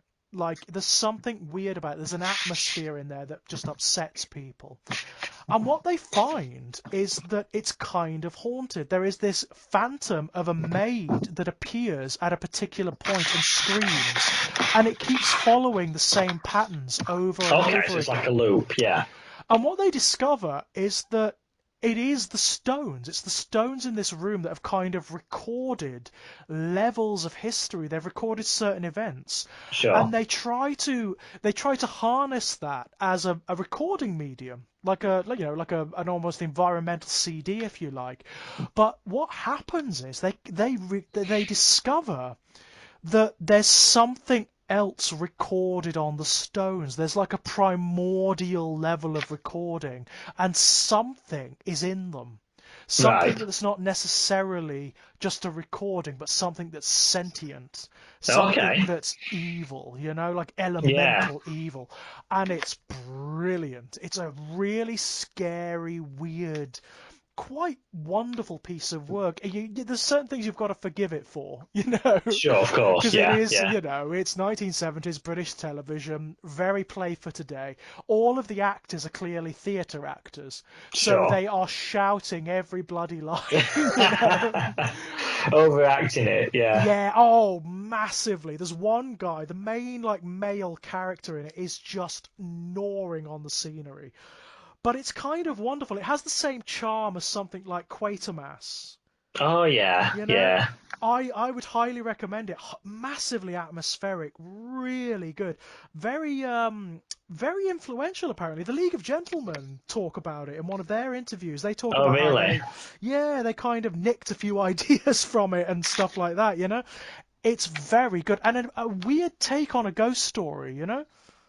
Yeah, speaking of the classic ones, though, I recently, because that, Stone Tapes, I'm sure, whenever you watch like 10 scariest ghosts in films, I'm Hmm. sure that comes up Yeah. in the list quite often. When Channel 4 did their 100 scariest moments, Yes. it featured very highly on that. I tell you what else always comes up in that list, that TV advert about swimming in rivers in the The 70s. Spirit of Dark Waters. That's it. God, Yeah. that fella, yeah. Well, I'm not bloody surprised. It's terrifying. Yeah, it is a bit, in it? Where Like, he's like gleefully waiting for a fat kid to drown. right? It's like, what were they Yeah. trying to do to the Anyone children of who's that not era? British will have no idea what this is, but honestly, it was like a public safety I, video I'll about tell you what, swimming, guys. and it's awful. Go to YouTube and type in The Spirit of Sort of Dark dark Waters, water, and you'll yeah. find it. And it was like a PSA, wasn't it? Like a Yeah, public it was, service yeah, advert. yeah. and it was designed to teach children not to play near bodies of water so they didn't drown. But it's shot like a horror film. It really is, the way the camera zooms in and out. In fact, if you've watched the 1970s BBC Ghost Stories for Christmas things, That's like it. the M.R. James one, Yeah. what we just mentioned with the Whistle I'll Come to You, it's shot like one of them. It is shot so like that. The atmosphere is Yeah, exactly the same, isn't it? In fact, it's great. now that you mention it, have you like gone back and watched all the other M.R. James? I've got them. I watch them every. Paul Kane, the horror writer, and I have a Christmas tradition where we each watch them and then speak to each other about them every year. Oh Watch them on a my night and then talk to God. each other about what we've watched. I'll Even tell though you we do what, it every Lex, year, we're you should gonna, join in. yeah. You know what we'd have to do? Podcast it. Yeah, get Paul on and we'll I'd talk about love him. to do that. I would because I love those. I love them to Do you bits. The know end. Paul? Oh yeah, I've Yeah, interacted yeah, with him. Yeah, I've interacted with. yeah. Lovely chat. We bond over Clive Barker Yeah, because we get him both. on. We'll do it at Yeah, Christmas. That'll be great. we both adore Clive Barker. You know, obviously with him. Of You know, course, yeah. obviously. But He's very kindly agreed to write me a blurb for my first collection, actually, oh, Paul. that's awesome. That's brilliant. Yeah, get him on to talk about them because it's great. I We do it will. every year and it's just really cool. I think that'd be great fun. I think because those adaptations are amazing.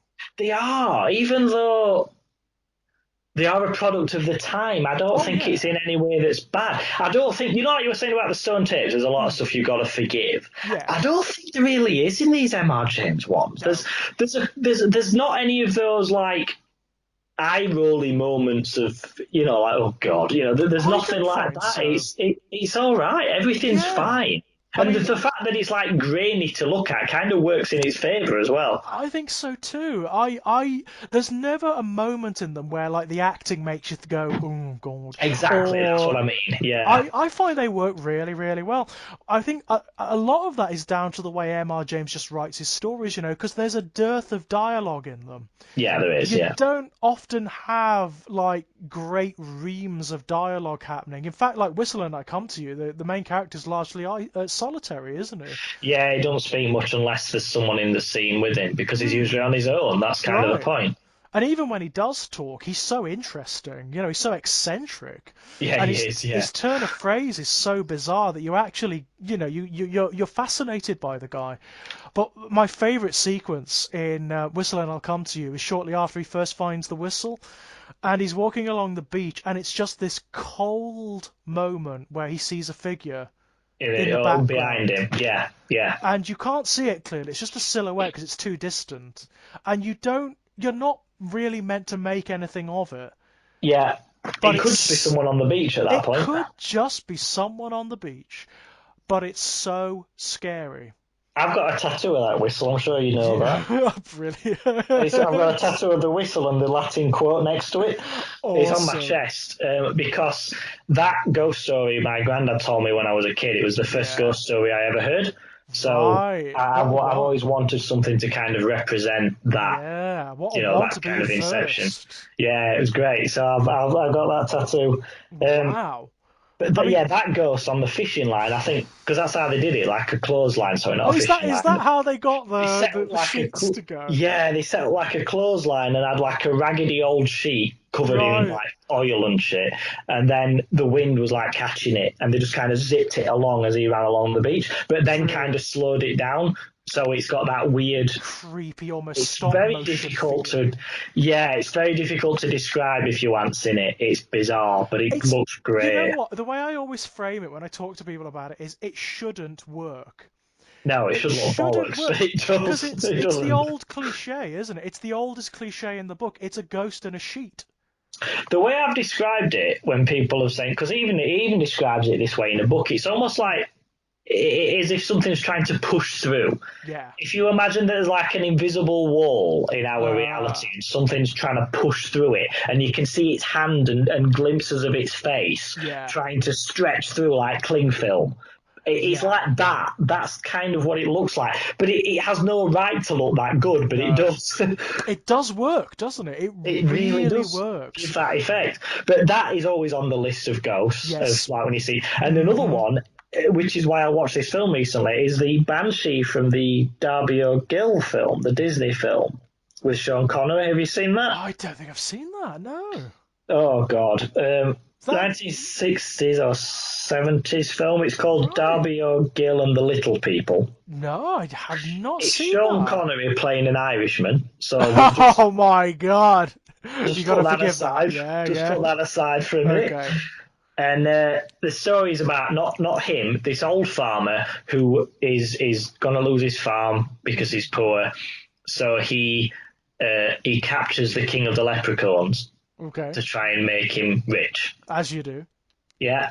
And the leprechaun kind of every deal he makes with him, he kind of turns it on its head so it doesn't benefit him. You know what Of I mean? course, That kind as of thing. leprechauns do, And you know? Sean Connery's like the handsome farmhand who works for him.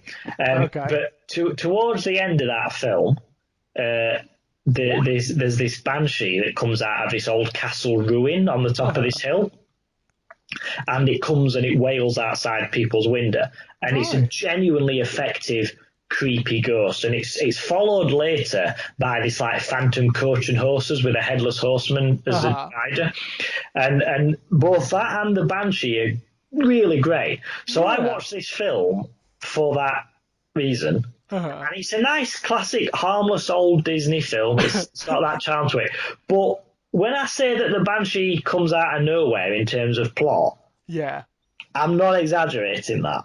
It just turns up, like, He turns incongruous, up, yeah? they're going up this hill where the ruins is where it's been established that this is where they found the Leprechaun King in these castle ruins. Right, right.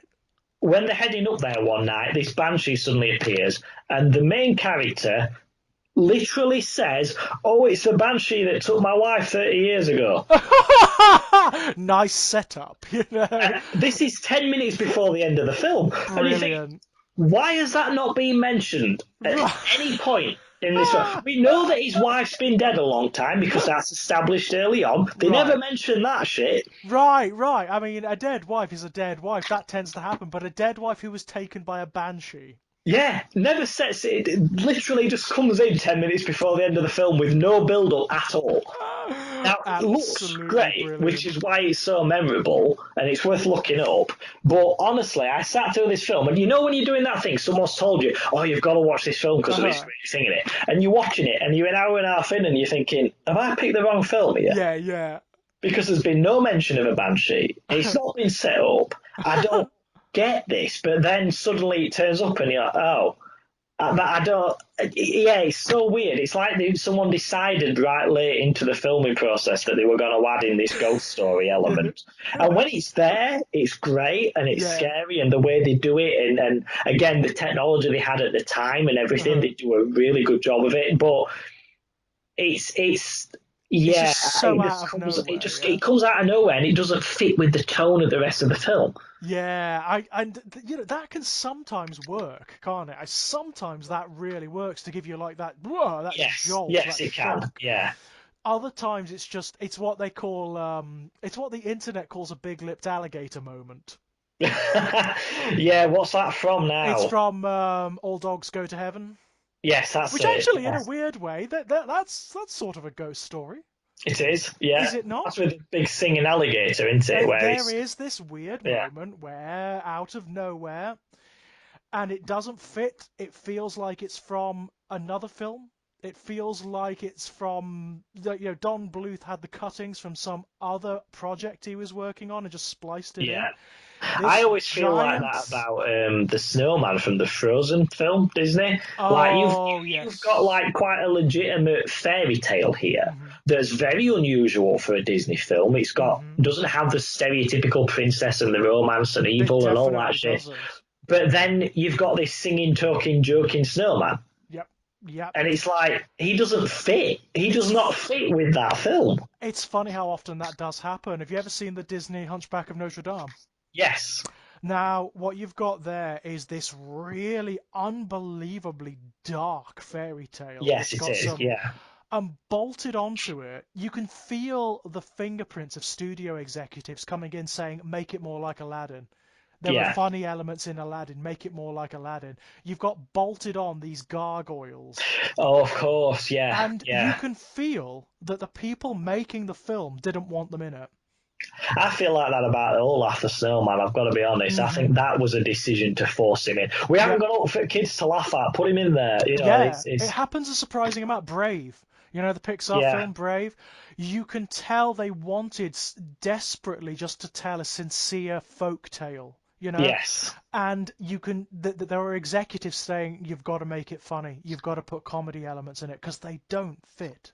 No, they don't. No, they They don't. just don't work. But like Olaf doesn't even make any sense. So like, where Yeah. has Elsa suddenly got the power to create a sentient being? Right, That, yes. it's like, oh yeah, making snow and winter and stuff, fine. But where does this come from? No, it's absolutely true. It's absolutely true.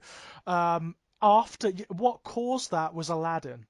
I bet it did. Yeah, the After, I popularity mean, of the monkey and the parrot, and yeah, Aladdin was like one of the biggest Disney films ever. The formula that established was huge. And yeah. after that, it wasn't just Disney films. You could not make a children's film without there being a wisecracking pop culture referencing like animal character Some of it or seems sort of out of the time. If you out of right. its yeah, Whether yeah. it's like Mushu the dragon from Mulan or whatever, you just couldn't do it. It actually made it impossible to tell an earnest fairy tale. It's still that way to a certain degree. Yeah, I think that's true. I think it's almost like a safety net, isn't Yeah, it? Like we've got to have this little character in there. Yeah, that's sort of like anachronistic. They make references to pop culture and stuff that shouldn't exist in this era or this environment or yeah, whatever. definitely, definitely. It's massively frustrating. It's a thing I actually really hate. I've got to say. Yeah, I find it kind of takes you out of it, doesn't it? Like you're getting The sucked into this film and you're thinking, oh, I like this, and then the jokey character will say something and you just think, oh, I don't like it. I really don't like it. I think it's because. Did you ever see The Storyteller? The Jim no, Henson show that was in the late 1980s, early no, 1990s. I didn't. No, And it was just all it was adaptations of grim fairy tales. You had the storyteller character who was played by John Hurt, and he would tell the fairy tales, and they would often feature like lots of British actors of the day, and there were like Jim Henson puppets in them, but they were beautiful. I mm, mean, I would seriously advise going and watching that series, Jim Henson's Storyteller. It is astonishingly good, but they're all really earnest. Like they capture the darkness of these fairy tales to the nth degree. They're beautiful. There is not a pop culture reference in any of them, that's better for which not dating stuff as well, isn't it? it so is because you watch like the pop culture references in Aladdin now, Yeah, and it's sort of like, oh, that doesn't work. That doesn't work. yeah. I think that oh god, that's not going to be a popular opinion, but I think the decision to sort of let Robin Williams run rampant with that. I think it was a mistake. Yeah, Personally, I mean, I agree. don't get me wrong, I love Robin Williams in a lot of stuff, but you watch it now and he's not doing anything. He's not No, actually acting. He's just, oh, they clearly gave him like a loose script and just shoved him in a recording studio and just filmed him, you know? yeah, and because he was so on top of his game at that point, Hmm. that it just worked because it was the mid Yeah. '90s, and yeah, Yeah, but you watch it now, and it's sort of like, well, why is he doing that? You know, a, why? a genie is an interesting sort of spiritual entity, though, isn't it? In terms Yeah. of ghosts in pop culture, because once again, there's those rules there, isn't there? Oh, for the Jinn rules, yeah. Yeah, So they're very bound, aren't they? Genies are very bound by very particular rules. What I love about the way jinns and genies are portrayed in the original tales, like if you read like the Arabian Nights, yeah, they're evil sons of bitches for the they are. most part. Do you know what I found odd with the original Aladdin though? And it's something that have you seen the new film of it? No, the live. I mean, this is a whole other podcast, but I hate the live action adaptations. Hate them. I thought the Jungle Book one was pretty good.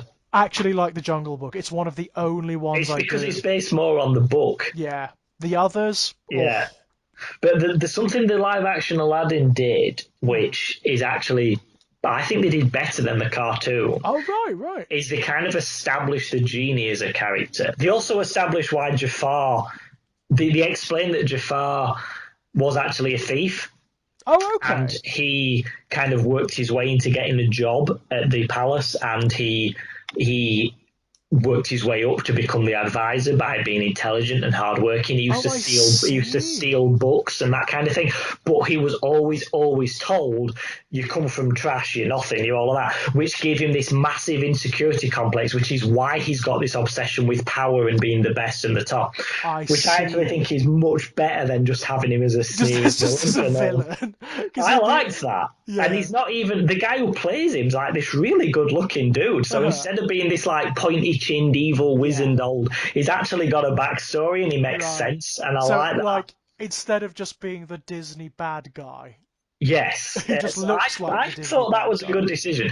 But about the genie, they kind of establish something which they don't, to my memory, with the cartoon is that him saying, "What would you want?" and he says, "I want to be free." Yeah, There's not really any up to that point. The genie's fucking loving his job, so that kind yeah, of comes right. out of nowhere. Yeah. Whereas with Will Smith, as soon as you see him, he's kind of got this despondency about him, Oh, where that's he's like, interesting. "Right, what do you want?" And he says, "Okay, I can't bring people back from the dead." And he says Hmm. this line, which I really like, which is that he says, "You can wish for wealth if you want, but I tell you now, if you're wishing for gold and riches, if you're drinking from that cup, you're never going to stop being thirsty. I've seen it 1,000 times." That's kind of cool. And he immediately seems like he's fed up of this. He grants Hmm. people these wishes; they're never fully happy, and then and he never finds any sort of happiness of his own. And they Hmm. set up quite early on why he would want to be free and why and Right. they never really established that with the cartoon version. No, they don't. They really And don't. I No. liked that. And I thought with the genie as a character, Uh-huh. with the Will Smith version, I kind of felt like this could have been someone who was alive at one point. Right, so it could have been human, like Yeah, Jafar, I suppose. yeah. And that was an interesting thing because I don't really know my Arabian mythology, so I don't really know whether a jinn is suggested that there used to be a human or whether. No, jinns in the original mythology, they're demons. Well, They're that's what I mean. fire Yeah, are they spirits. just full on demons? They're Yeah, full on demons, yeah. They are full on classic Islamic demons, is what they are. They derive from the basic concept of the Afriti, the fire people of the yeah. deserts. They are, and they always twist the Yeah, wishes. of course you do. So, like, oh, I want to be rich. So the next day your dad dies but leaves you money. Exactly, He's lost you exactly some money that. but he's dead. That Yeah, kind of thing. Yeah. they're cruel, they're monsters, they're not supposed to be creatures that are friendly. I mean, in That's the kind of how. original, in the Aladdin, there's two. There's not just one genie, there's two. Oh, okay. In Aladdin, yeah, there's the genie of the lamp, but there's also a genie in a ring Right. in the original Aladdin. I mean, it's heavily adapted. Obviously, in the original Aladdin, Aladdin dies, and the princess poisons the vizier at the Right. end. Okay. So it's yeah, they're not nice stories. That's kind of how they always do Mephisto in the Marvel comics. Yeah, right. Who's kind of the devil but not the devil is Well, the. actually, now that you bring it up, ghosts in Marvel, like superhero Yeah. comics, there's lots of different types. Well, the thing with Ghost Rider, who's not actually a ghost, even though he's called Ghost Rider, Hmm. the initial deal with him was that, okay, my dad's dying of cancer. I'll sell my soul so he don't die of Yeah, cancer. So he right. doesn't, but then the next day he dies in a motorcycle crash. That's like a Right, yeah. typical Jin sort of thing, Yeah, it isn't it? is, isn't it? It's the stuff that Yeah, demons do. If you make a deal with a demon, they're gonna screw you over, basically. yeah, Unless you get the fine print down, they're gonna screw yeah, you. yeah. Marvel has a very confusing mythology when it comes to stuff like that because, Yeah, like, because it largely depends on whoever's writing any one comic at any one time, doesn't it? but like everything's real. Yeah. So Norse mythology is real, but then Yep. there's actual satanic demons, but then Hmm. there's ghosts, but then I kind of think the films have done a good job of tidying that up. In that, Yeah. yes, the Norse gods are real, but they're actually aliens, and Yeah. their So they're technology would seem like yeah magic. They're to not a really primitive people. gods, basically. And even Doctor Strange, it's like it's a mastery of energies that we haven't learned yet, but a few people have. Just like if you went back to the Middle Ages and showed them electricity, they would think you were some sort of sorcerer. Yeah. That is the same. It's just a manipulation of energies that we haven't mastered yet. But and I kind of like that. I kind of think, I like that too, I've got to say. And yeah, I mean, one of the things I always loved about the portrayal of magic, like visually, in the Doctor Strange films is yes. I love the way they do it. I think it I think it's looks fantastic. great. And Benedict Cumberbatch's commitment to it. So, like, his hand gestures are different depending on the spell he does. Yeah, And it's that's always cool. consistent. So, if he's doing the Crimson Bands of Sitarak, what he does with his hands is the same every time he does that. Whereas Right. that's very different to when he's doing the Time Stone, and he keeps that consistency. And I love that. That's proper commitment to it. And I really like that. I want to see a bigger Doctor Strange film. The next one's supposed to be multidimensional. Shumagorath, the Good. Lovecraftian entity's meant to be in it, and That's what I yeah, want to see. That's what I mean, obviously the original Doctor Strange films are slightly hampered by the fact that they've got to be part of the MCU. They're building up to, the Infinity Wars stuff. yeah. Now they can just let it go. Now they can have it be whatever they want it to be. They've not even touched on the proper supernatural in the films, though, have they? Not yet. Not yet they haven't. But they They did in can the now. series. Have you watched? Have you watched the Shield series? I haven't, no. It's mostly bollocks. But they had the first half of one. Well, I'm not going to lie, it's shit. But the first half of one season had Ghost Rider in it. Right, okay. And it was the I don't know how familiar you are with the character, but it was the Robbie Reyes version, who's the Spanish Latino American who's in the car, Yeah. and he was in it, and he was brilliant. And they had actual ghosts in that season, Okay. and the Darkhold, which is Marvel's version of the Necromonicon. Oh, that's cool. And it That was is these cool. scientists who were trying to decipher it through a computer algorithm. Okay. And the computer algorithm cracked it, but when it sort of read it on the screen, it kind of killed them, but their spirits kind of was stuck between dimensions. So they had these like ghosts, but they were kind of ghosts who were corrupted by it, so they looked almost like decayed, and they had these symbols on the skin. But they were ghosts, but they were sort of bound to the book, and they wanted to get the book back so they could bring themselves back into reality. I kind of like that. I've got to It's say, really that's fun, good. yeah. And Ghost Rider was the only person who could fight them because he could walk between both worlds. Right. Okay. So you see really cool stuff like him wrapping his chain around these ghosts and burning them to ash, and that's the only thing in the MCU film or TV series where they've actually had proper full-on ghosts and stuff. I don't think there's anything else that does that. No, I mean it's not something they've ever really brought up in the MCU films as such. No. There's space for it. I mean, if you've got Doctor Strange, so there's definitely space for it. But no, I mean it's odd, isn't it? Because like the metaphysics of Marvel is not set. It changes depending on lots of factors, like who's writing the comics at any one time, or what the overall vision for this version of the Marvel universe is. Very much, yeah. Like the 60s era was very much like the initial Marvel era, if you don't count the World War II pulpy stuff, was very much sort of science and science fiction and that kind of thing. Much. So that's the era of Thor very much being like an alien who was treated like a god and all this kind of thing. But then the 70s, once the Comic Code Authority thing changed and you were suddenly allowed to have zombies and vampires and stuff, the 70s pushed hard into the supernatural. So you got characters like Dracula became a Marvel character, and you got Werewolf by Night, and you got Moon Knight, who was actually possessed by the spirit of an Egyptian death god, and you got all of these sorts of things. So then it leaned into the supernatural, but then as we got into the 80s and the 90s, it was all about everything being extreme, and it was all big ammo pouches and all that shit. So it's the Rob Liefeld era. So it's like you say, it's kind of all over the place, and I Mhm. struggle to think of any examples in Marvel of outright ghosts, to be honest. Yeah, something that is just like an act, the spirit of a dead person. Brother Voodoo's brother Hmm. possesses him.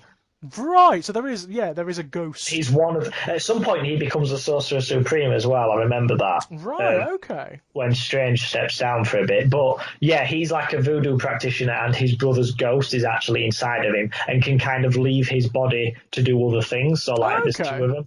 But That's he's interesting. limited and he can only go so far away. But other than that, I'm really struggling to think of. Because most of them have like another explanation, don't they? They have like a sort of abstruse explanation that Does it, that Yeah, there's that entity. He's not a ghost, but there's that entity called the Shadow King who only exists on the oh, on the astral backing plane. plane. Yeah, him, that one. Yeah. Yeah, I mean, there are astral projections, aren't there? Because Professor X and Jean Grey astrally project Mm. into the astral realm. But the Shadow King was a man at one time. Oh, was it? Right. Yeah, yeah, he The was. X Men is the area that I'm least familiar Yeah, with the Shadow in King Marvel. was So, one of Professor X's rivals, like psychic rivals, once upon a right. time. But he's become like in the astral realm because he's been trapped there for God knows how Does long. that not make him a ghost, though, technically? Sort of, yeah, I suppose it does. I suppose it does in a way. Yeah, he's even though he's not dead technically, Yeah, but he's it's still a stuck without his body in a form yeah, that's. it's a I mean, Strange does that, doesn't he? Thinking it about the does. film, Astral. If Strange hadn't got back in his body, would you have called that a ghost then? I suppose I you would. suppose so. I suppose, and Apocalypse does something similar as well when he dies. Sometimes his essence, his soul, can be like transplanted into another body, and it sort of Yeah. becomes Apocalypse. I think the thing with what makes ghosts and spirituality very difficult in a universe as broad as the Marvel one is that, like you said, the reality of that universe changes depending on who's writing it. So what are Yeah. the rules? What are the rules for these things? And Yeah, that it makes it kind very of difficult it to. can potentially change from issue to issue, can't it? Yeah, There's definitely that potential. I mean that even happens in like stuff like Scooby Doo now. I mean there was a time when Scooby Doo was really secular, you know? I was going to say about that actually. That was something I was going to ask about Scooby Doo. Is there? I'm only familiar with kind of the classic era. Like the Is 60s there, stuff. yeah, is there any point where they actually face genuine Oh supernatural yeah. stuff? Oh yeah, There it's is. gone. Okay, there It's is. yeah, there was a show in the 1970s called The 13 Ghosts of Scooby Doo. And it starred Vincent Price, and it Oh, actually excellent. was Vincent Price. The character was Vincent Price, and it was an animation model that looked like Vincent Price, and the characters called him Vincent. Um, Excellent. Did he and that, voice it then? yep, it was Vincent Price. Yeah, just Amazing. brilliance. And that actually featured actual ghosts and demons and things. Yeah. See, I didn't know that. That's pretty interesting because I thought Scooby Doo was very firmly set in the realm of, not reality because you've got a talking dog, but I mean, Mm. reality in the sense that it's always a dude in a It costume, you was know? in the original like three series of Scooby Doo. I think it is always the same explanation. It's always a person in a costume. Um, it's not until the 13 Ghosts that that there's an actual supernatural element introduced. And the more later seasons, I mean, some of them are fucking brilliant. Some of the later seasons of Scooby Doo. Harlan Ellison is in one of the series, and it is Harlan Ellison as himself. Excellent. I mean, I you know just it's can't. one of them things that's kind of kept coming and going, hasn't it? Scooby Right. Doo. It's kind of a constantly had a resurgence of Yeah, and they reinvent it constantly. yes, They just reinvention. reinvent it. Yeah, Some of the later series of Scooby Doo, the ones that were produced in the last 10 years, are actually really good. I'm quite interested in the 13 Ghosts one. I'm going to have to look at that I because mean, I genuinely didn't know about it's annoying as hell. Scrappy Doo that. takes Oh God. very much front stage, Oh, that's and there's unfortunate. I didn't realise another. he was in it. Oh yeah, unfortunately so.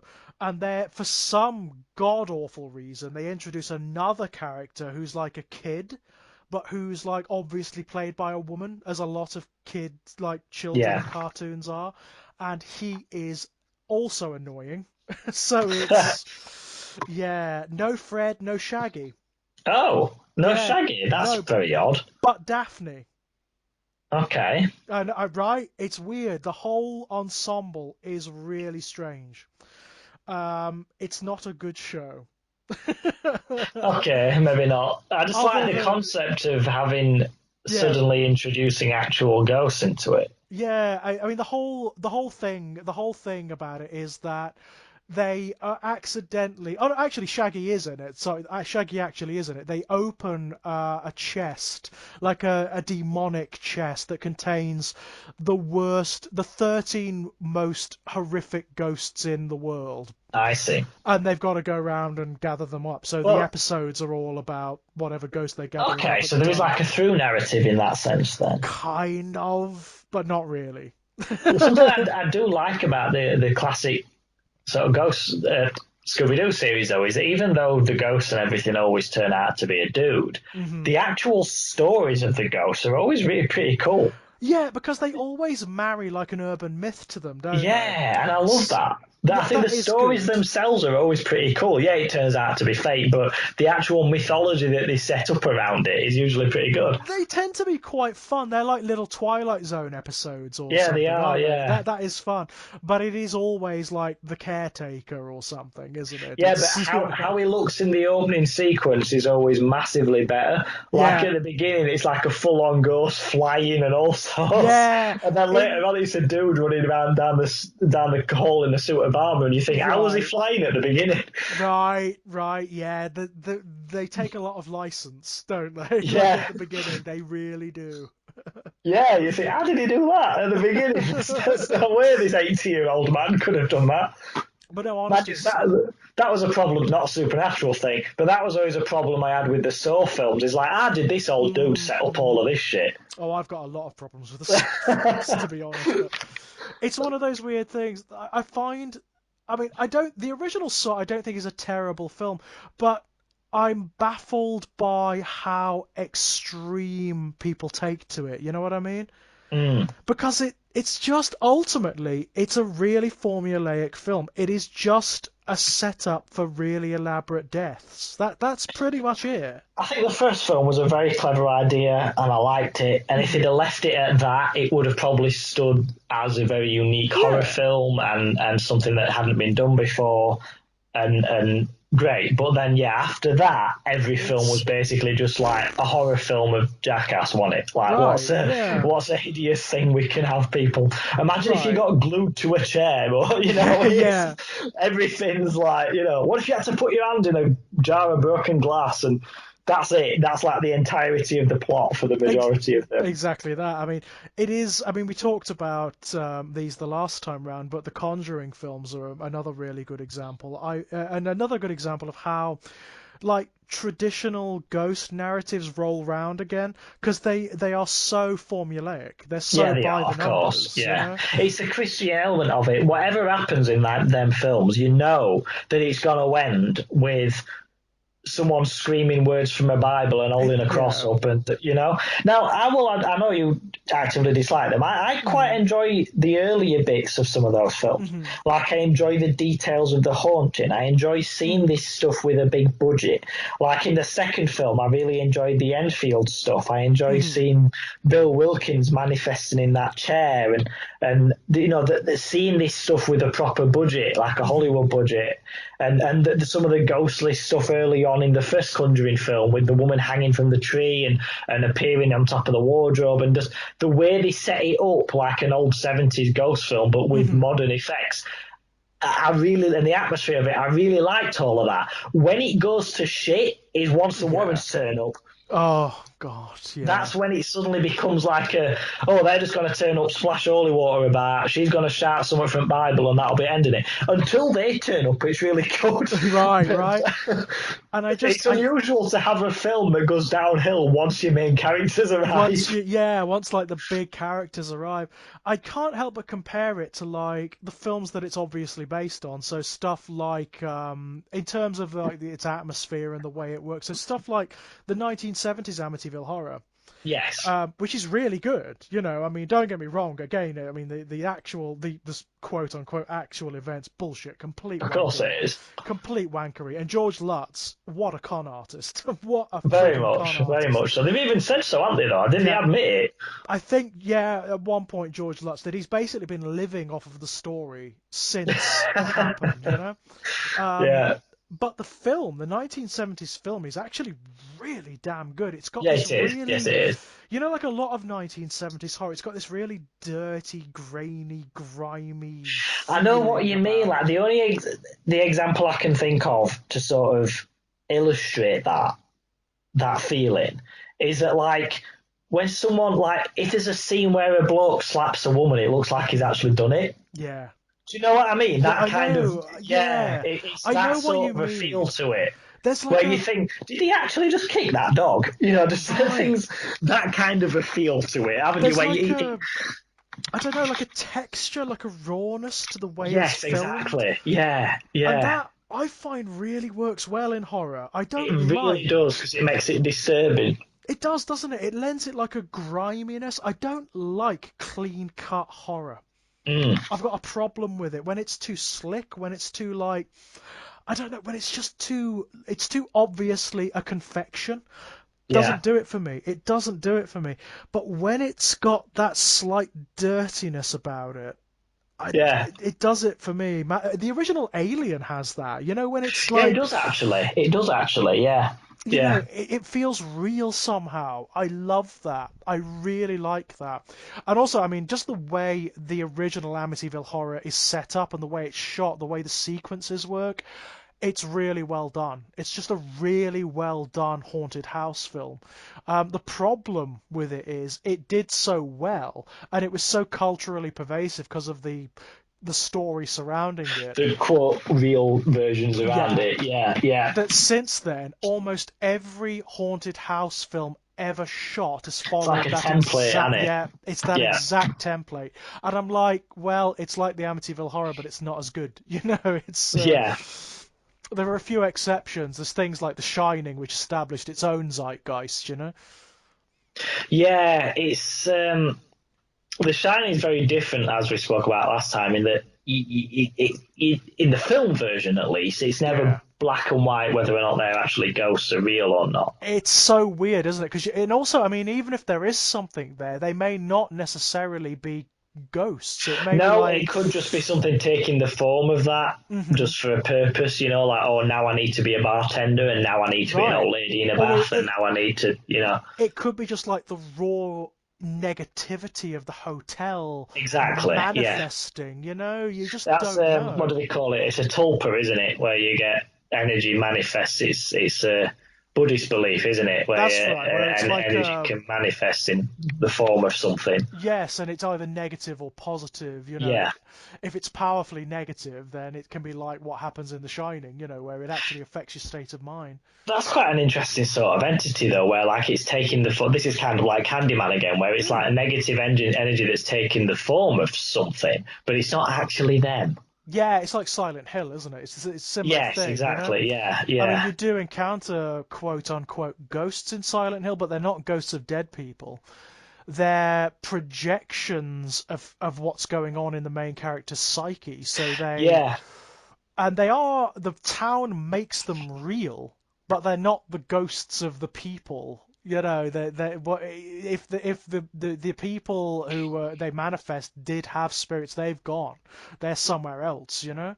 Sure. Yeah, it's you kind of bring with you what Silent Hill's gonna be. It's sort of like a twisted version of Fantasy Island, isn't it? Yeah, Where you turn up and you're like, this is everything I don't want to happen, so then that's what yeah. happens. So, like, whatever ghosts are there are yours. They're the ghosts that Yeah. haunt you. They're the ghosts of your psyche that haunt your head, which I think is kind of cool. I like that concept of a Yeah, ghost. the personalization of it is very scary. I Because, think, like, yeah. if I was staying, I mean, I don't believe in ghosts, but if I was Mm. staying in a place, if I went to stay in an hotel and there was a ghost, I just won't stay there again. and then Right. I've gone. It's gone from my life. It's done. Yeah. It's no longer a problem. But if it's something that's personal to you, Yeah. If it's haunting you, yeah, you're that's kind of different, isn't it? screwed, aren't you? You're kind of screwed, you know? Especially if it's something you know. So as opposed to just some random old dude like a monk, it's that woman you ran over when you were drunk driving. You know, Right, that's suddenly that's scarier, isn't that's it? quite scary, yeah. That is quite scary. Especially if, like, I mean, what Silent Hill tends to do as well is exaggerate what they are. Yeah. It Yes. So makes them like emblematic of what you feel about them. So if you feel like, I don't know, like sexual aggression towards something, that's what they become. It's so yeah, weird. It's so disturbing and Freudian, you know? yeah, it's very much like a manifestation of their guilt and Your their, hang-ups, you know, basically. yeah, Your yeah. neuroses. It becomes whatever what you're afraid of, but also what you're ashamed of, and what you're most disgusted by in yourself. I mean, there's a really horrible sequence in Silent Hill 2 where you kind of cross over into another character's version of Silent Hill, and it's a horrible backstory, by the way, guys. So she was abused by her father. So you enter a room and there is this creature called the Abstract Daddy in there, and it's like a bed. It looks like a bed, but it's got like legs, and on top of it is Oh, I remember that. it's Yes. horrible. It is the manifestation of her horror and disgust and fear of Yeah. her father. So it's highly sexual and suggestive and vile Have you and seen that haunting film with Donald Sutherland in it? oh, the American Haunting. Yeah. Where the ghost is actually the girl who's still alive, but it's all Yes. her. That's quite a good idea, isn't it? That is kind of cool. Yeah, it's a kind of a cool idea. It's probably not a spoiler because it's been out about 12 years, but It's been out for basically, a while. he's abusing his daughter, Hmm. and the ghost that's been haunting them turns out to be like all the rage and frustration that Hmm. his daughter kind of bottles up Hmm. has kind of become manifest. It's like a tulpa again, like we were saying, Yeah. but it's kind of tied in with that old fashioned idea about women um, during their sexual awakening having some sort of psychic Yes. energy and that kind of that old mythology around that. So like during this time in her life, this horrible thing is being done to her, which kind Hmm. of corrupts that energy, which creates like a second version of herself, which is just pure rage and anger, both at her father for doing that, but also for her mother for allowing it to happen. Yeah. Yeah. And that was a very unique ghost idea. I kind of like that. Yeah, I kind of like that too. It's the ghost of something still living that's manifesting Yeah, like intention or emotion. I kind of like that. I mean, that is something. I mean, that is grounded in like parapsychological theories, isn't it? You know, there is that theory that the reason that a lot of poltergeist activity, you know, quote unquote, seems to happen around teenage girls, yes. they say it's because it's all of the frustrations and whatnot. I mean, the real reason is obviously that teenage girls often want attention and often do, Oh, do if stuff, you girls, know. teenage girls had psychic powers, you'd have seen it on Oh TikTok my or something God! by now. If You you know, it's. if teenage girls had psychic powers, the world would be in flames. You know, You'd all be filming it. You'd see it on right? Instagram. Do you know what I mean? It's not. Yeah, you can't get away from stuff like No, that. We said this it's before, but like if psychic phenomena and ghosts were real, you'd know by now because everyone you'd know. films everything. Absolutely, you'd know. There's no doubt. I mean, again, we talked about it last time, but I would love the experience. I would so love to see, or you know, a phantom, a Wouldn't you spectre. be disappointed if it were a bit shit though? Oh, Like if can you you actually imagine? saw an alien and it basically looked like a human, Oh, that'd be dull, wouldn't it? you'd be like, "Oh fucking hell, that's Actually, what you they know are." what? Let me, yeah, you know what I would really love to see?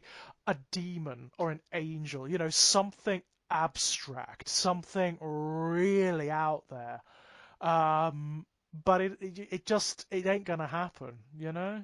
No, well, I think the scariest sort of alien thing you could see is if, like, I'm sure it's a story prompt I've seen. You know, them like Mm. one line stories or something Hmm. that people do. Yeah. Like, What if when we land on Mars, you find a human skeleton or something? Oh yeah, that's fun, isn't it? That's creepy because it's just confusing. It's confusing and weird, and you're just like, how, why, you Yeah, know? how is there a human? Like if we got on Mars and there was a human skeleton and you dated it and it was from like the 15th century.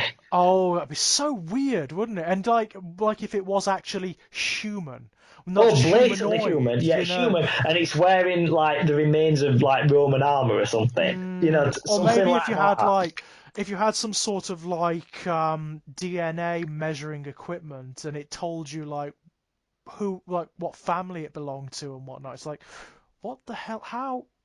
I like that. That's fun, isn't it? Yeah, it is. I mean, there's a film with Ghosts of Mars. I don't think I've seen that, but Mm. there is a film about ghosts on Mars, isn't there? Yeah, there certainly is. There's a couple of stories about the notion of there being like ghosts of aliens, Have which you is played a video game called Moons of Madness? I'm I on it at the haven't yet. I've moment. seen loads about it. Very Lovecraftian, yeah? It is, but it's got that idea of there being an ancient society on Mars that Okay. used to worship something, which Oh.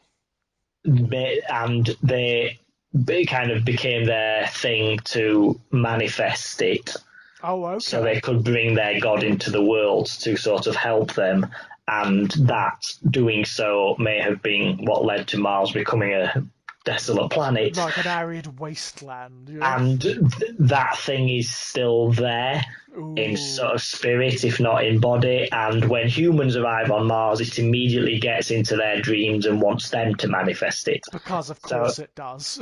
yeah, and it's very Lovecraftian, and it Yeah. ties into but it's very very good Is it a good because game?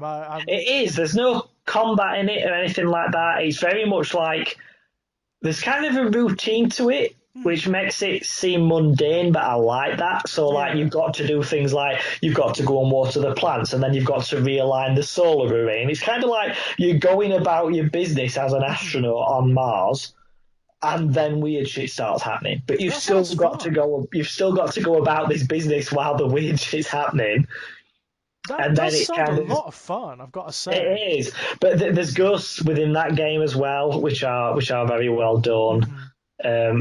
Not as a combative thing, but they're there. But that idea of kind of realities pushing against each other, and the idea of ghosts of Mars in the sense of what if we got there and discovered Mm. there had been some ancient, like they found a door in the side of one of the hills on Mars, like a Mm. massive stone doorway sort of thing, which is, I mean, can you imagine that? Yeah, it'd be scary as fuck, It wouldn't it? really would, wouldn't I it? mean, like, it'd be bad enough if you found a massive stone doorway in an old hill or temple here on Yeah. Earth. That's bad enough. But on Mars? I mean, that's like a different type of ghost in the sense that it's like the ghost of a civilization, isn't it? In that it's Right, like right. I this is a mean, remnant of something that died out before we even existed as a species. right. I love that concept too, like a different type of ghost. So, you get the notion of ghosts in science fiction as well, of course. There's a great video game by the same team who made Amnesia called Soma. And Soma is fantastic. It's an old game now. You can get it on the PS4 store. Highly recommended. I did a let's play of it. It's fucking brilliant. And it's at the start of the game, you're playing a normal guy, just a normal guy who's suffering with like anxiety and problems, and he Okay. goes for this experimental treatment where he's strapped into like this weird machine, and like a visor is levered over his head, and it like flashes lights and images at him, and something happens while he's having the treatment, and he wakes up somewhere else in Okay. this facility that seems to be under the sea. And it's like massively advanced. It's like it's nothing that could possibly exist at the time Okay. where he's having the treatment. And massive spoilers, by the way. But what you discover is who you're playing is not him. It's an engram of him it's like a recording of his psyche, of his mind, that Ah, was right, yeah. taken during the treatment and it's been carried over and copied again and again and again down the centuries and implanted into different synthetic bodies. Like some are robotic, some are like pseudo biological, like cultured. It's so weird because it asks loads of questions about what identity is. Yeah, because in a way, he's like, all of those are like possessed by his ghost in a way. Kind of, But but each one's going to take on different qualities depending on their exactly. own experience as the new him in their new world. Well, this comes up like he's been copied and transmitted across so many mediums down the centuries. The notion of there being corruptions in the copy turns up. Right, So yeah. So you how don't know what's you and yeah. right, how much of him is still this guy and how much is a product of the copying process, you know? Did you watch that film Prodigal a couple of years ago I or last year? didn't know. Oh God, I don't it's think so it's anyway. it's not good, but No. it's one of those films where it's what you just said reminded me of it, but in a bad way. Right, But okay. do you know one of those films where you watch it and you think, did the people who make this think no one's ever seen a horror film before? I know exactly what you mean.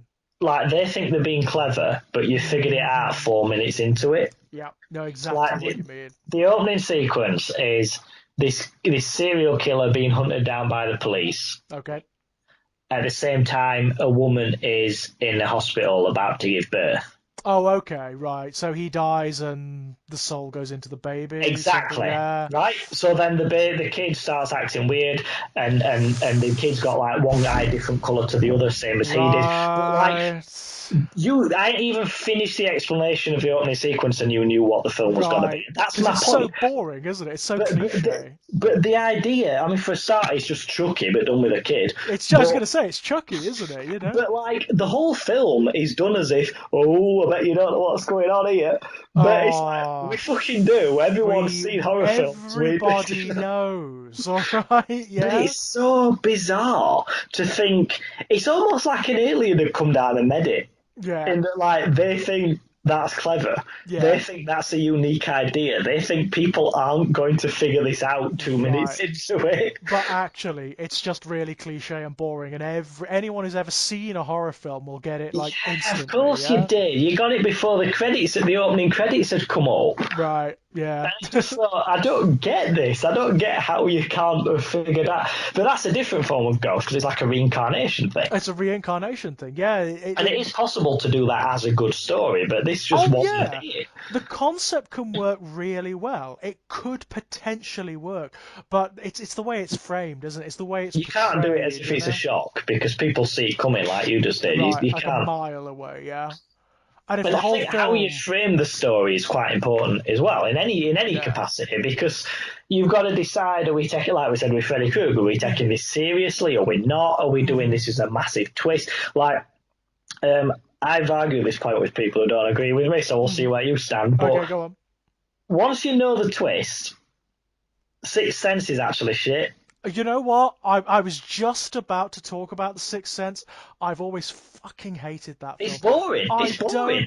don't. Once you know the twist, it's so Right. dull This and is flat and one this dimensional. is this is a problem with M. Night Shyamalan's almost Yeah, every film he's ever done. because the They're twist makes you go, "Oh my god!" right, and that reaction fools you into thinking the film was amazing. right, right, and then you go back and watch it and you realise the twist is the entire film. Yes, And and once the you've rest got of it's over it, mediocre.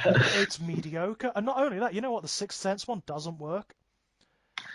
I've Is it never not? Okay. I've never understood why people think that that film was genius. I've never understood it. All the scares are really bad. They're all massively telegraphed. You get the Yeah, they are. ridiculous Yeah. orchestra stings, you know.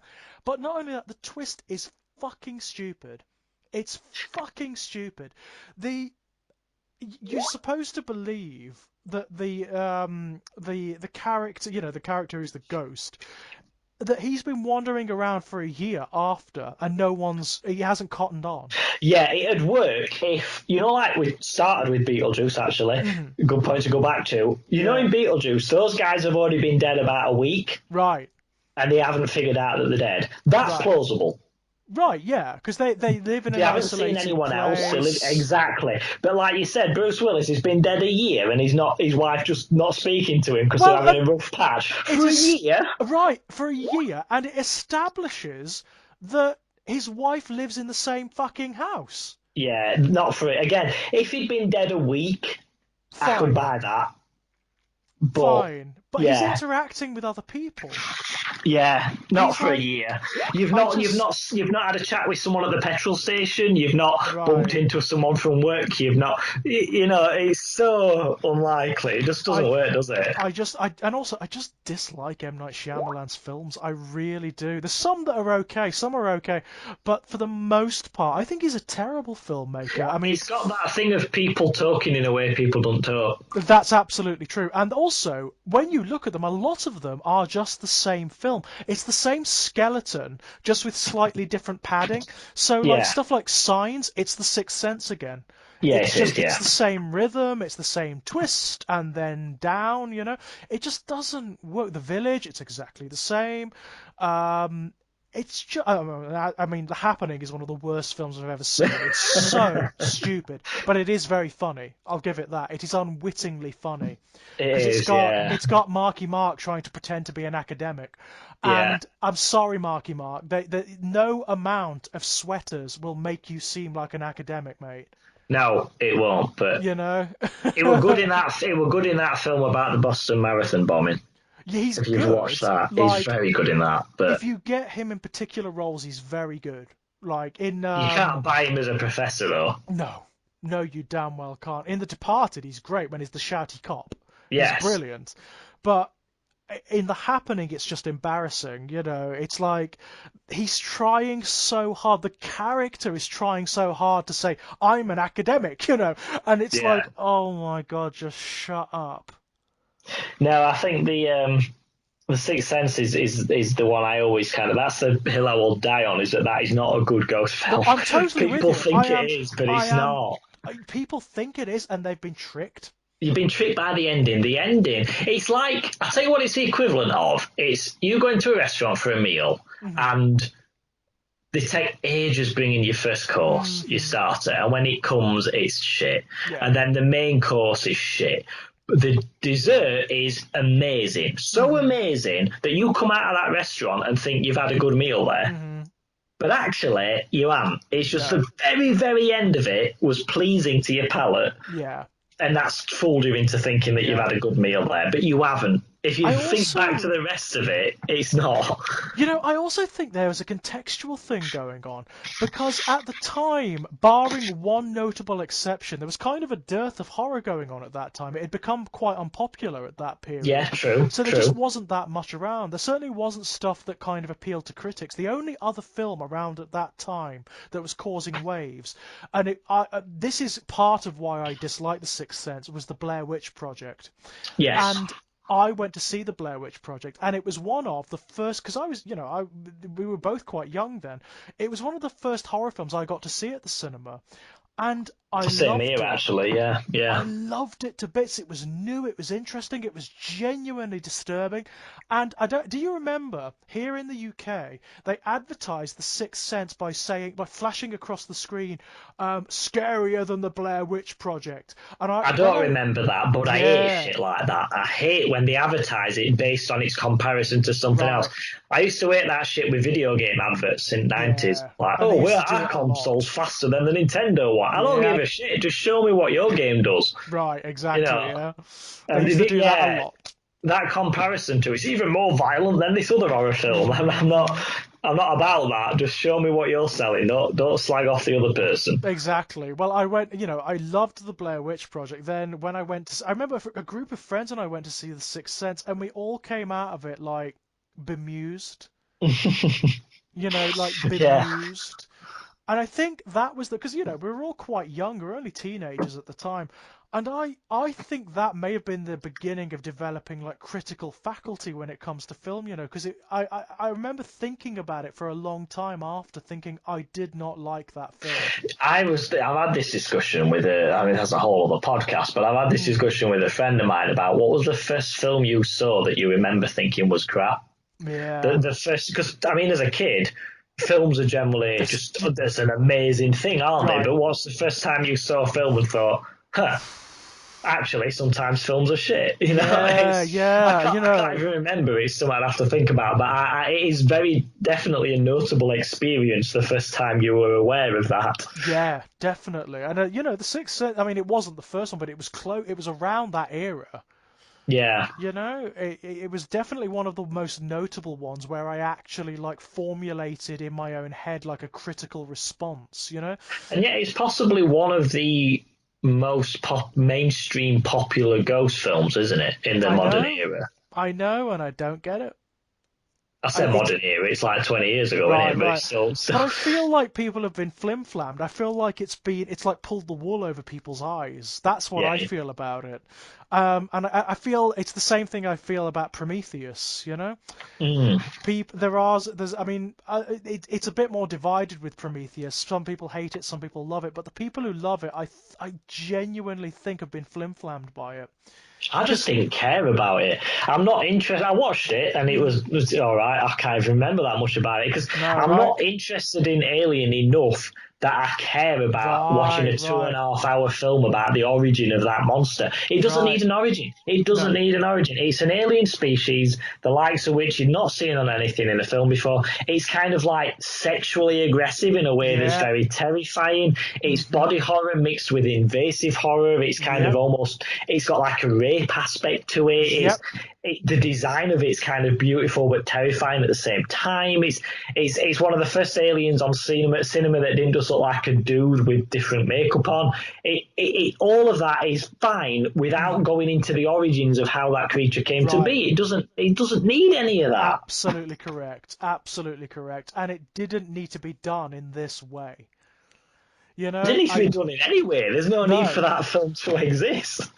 I mean, the biggest problem I had with Prometheus was, first of all, I was really excited because I love the first two Alien films I love to Mm. bits, and I love the idea of Ridley Scott returning to this franchise. But I what really annoyed me about it was that it was advertised as though it was an art house film, as though it was going to be Yeah, it this was. really Yeah. like clever, deep, philosophical, existential treatise on what it meant to be human and all of this. And it's not. It's a Nice now.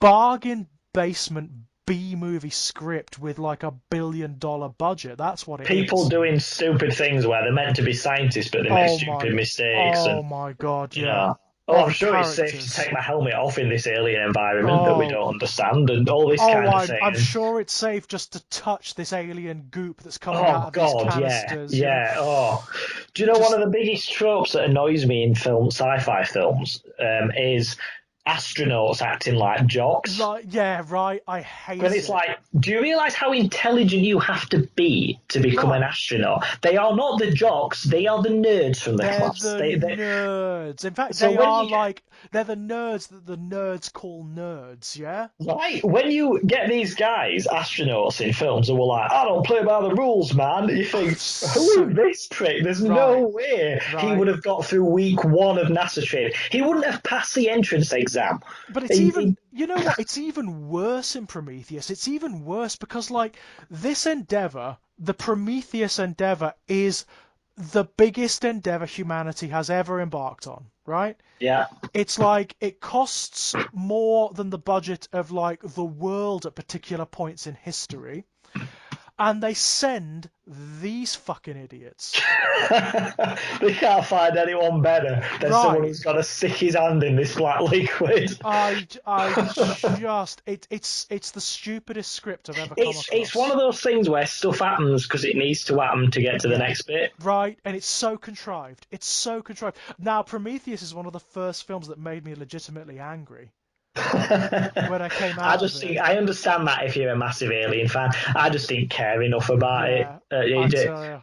I'll I tell was you what though, fuming. with sci-fi, I mean we'll have to wrap up soon. We've been doing this Right. ages, but Yeah, yeah, right. Yeah. with sci-fi and ghosts, I was talking with a friend of mine earlier about Red Dwarf. Do you think Rimmer counts as a ghost? You know what? That's a very good question. The hologram, which is like a simulation of the human being, kind of, yeah. That's kind of as close to Because he's no longer alive. That's all that's left of right. him. Right, and it is a projection of a human being, isn't it? It's a phantom of a human being. So it With is, limitations and yeah. it's it kind of is, isn't it? If anything constitutes a ghost, that would be it, wouldn't it?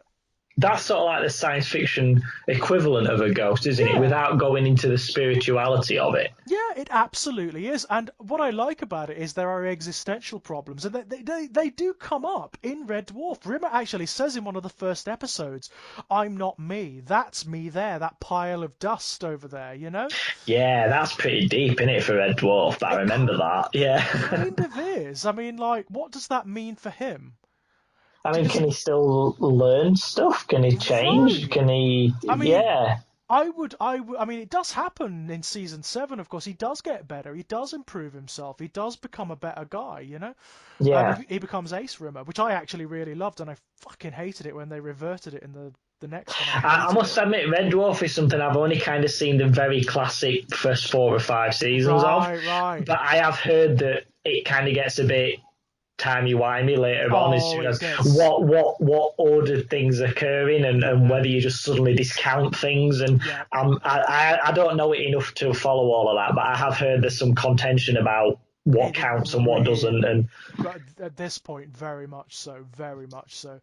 But he does improve. The character does become a better person, better than the living Rimmer ever became. You know, than that's the actual interesting to Rimmer. think that a ghost could become a better person than they Right, were when they were right. alive. I I mean, mean, is that too late once you're dead? I mean, if you're dead but still, let's say that there is like an actual heaven and hell judgment mm, system, whether you judge that by God or whatever you want to call it. like an Once, eschatology, yeah. once you're dead, is the judgment being made on you? I mean, if you stick around as a ghost, can you still kind of redeem yourself? Interesting, interesting, because it shows your potential, doesn't it, to be Yeah. better? Yeah. There's a I Simpsons Halloween episode where Homer dies and he's given 24 hours as a ghost to do something to get hmm, himself into heaven because he never did right, anything. right, And worthwhile ever. yeah, and everything he tries to do ends up going badly wrong. But Of course. just one of my favourite lines which I've used on many occasions now, where he's talking to Marge and he says, "Marge, can I I need something to get into heaven."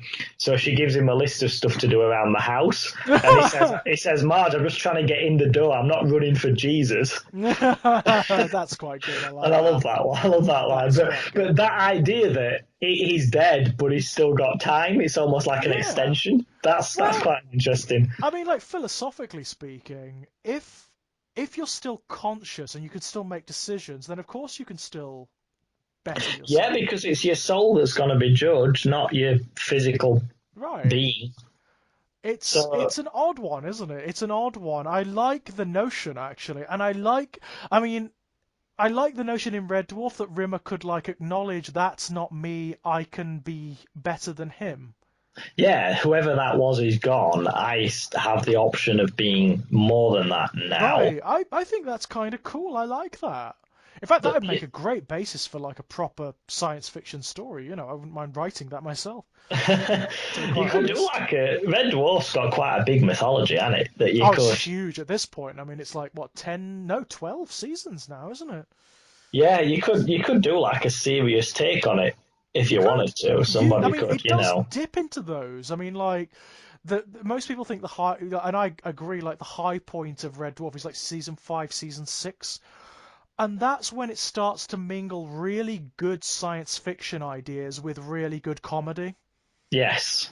So you Yeah. actually get some really cool science fiction concepts cropping up in the episodes, and some of them are really not bad at all. You know, they're actually quite serious. It actually talks about That's stuff. when Futurama was at its best, actually. Yeah, When they did, and they had ghosts on that. They had robot ghosts, didn't they? they They were did. holograms. They did. Yeah. They were holograms, as I recall, Hmm. which is also a good idea. Again, for robots, like the idea of them having an essence that can live on after Well, the Transformers have physical. got it. Transformers Oh have got yeah, it. they They've did, got didn't they? a spark. It's called a spark. It's like it's what contains all of the salient information about who they can potentially be, and then Essentially, that's your soul, isn't it? I it's the suppose. soul, yeah. And when they die, quote unquote, when the body's destroyed, it returns to like a conglomerate network, like a computer system. And that Right. computer system uses the experience that they gain to evolve and to improve. It's kind of a cool metaphysics you've got. I mean, it depends on which version of Transformers you come at this point, because there's like millions of Well, of different course. versions. Yeah, yeah. But generally speaking, yeah, they do have souls. They're called the Spark, but they do have a soul.